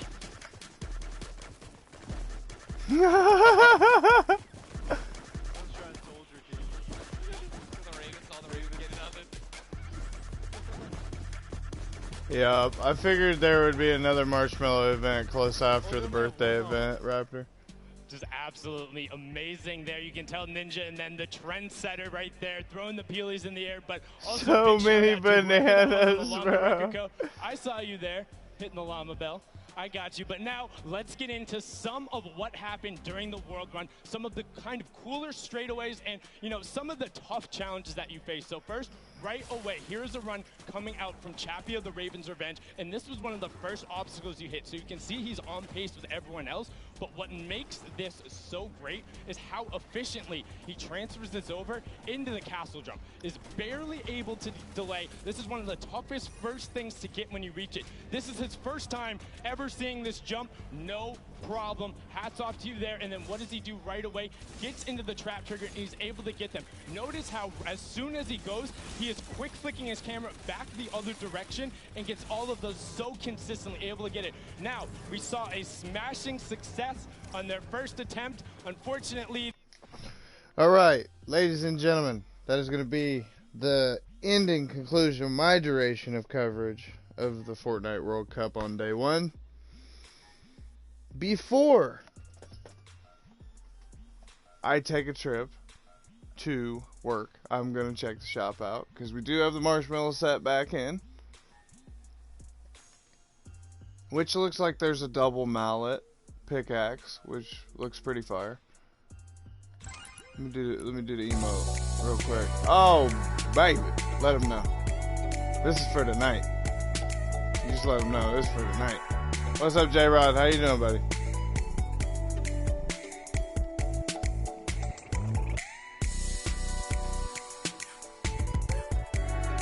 So your boy has got the pickaxe now. I got the back bling on for the birthday from last year. We got the hot pink singularity on lock to go right with the background. You know what I'm saying? But before we get out of here after our beautiful, beautiful coverage, got a new marshmallow. Not a new marshmallow, you know what I mean.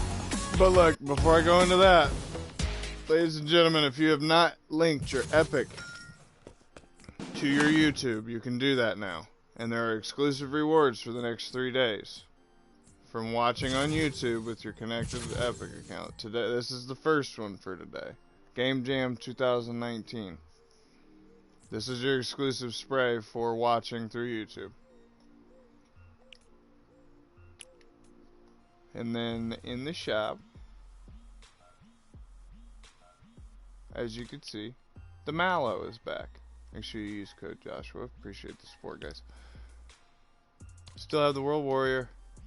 It'll probably be out after the weekend's gone. The Mellow Rider is back. And you already know I'm going to put that back into my presets. That was my Season 8 most used emote. Right there. We got the Mallow. The Mallow mallets, bro. And they make the noise.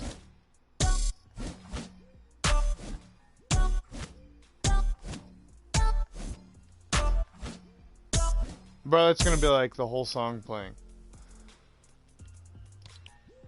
Asmodeus.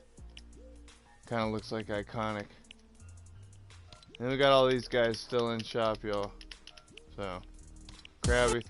Shop's gonna be changing in 4 hours, guys. If you guys do watch the duration of... Look, I wonder if they'll give challenges to get this.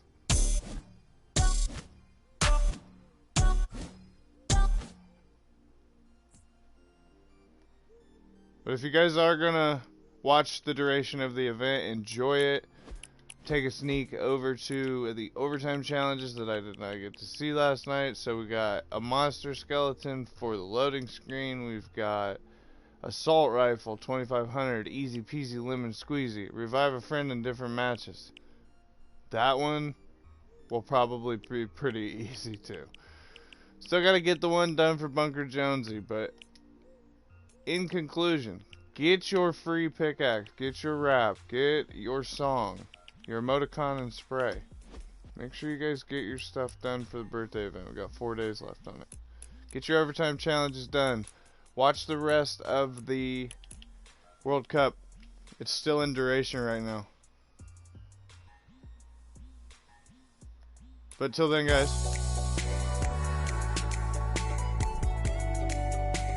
Oh, they didn't bring this emote back, bro. They didn't bring the Keep It Mellow. They didn't bring that out. They didn't bring the Keep It Mellow. How much more days till season? 5 days, bro. 5 days. 5 days. I'm gonna put on Marsh Walk before I there you go. Let them know. I'll see you guys tonight. Everybody make sure you guys got that bell tap for all notifications so you guys know when I go live tonight. We're going to be getting lit. We're going to hit level 99 tonight, and then we're going to progress to level 100 before these 5 days are up. Everybody have a beautiful rest of your day.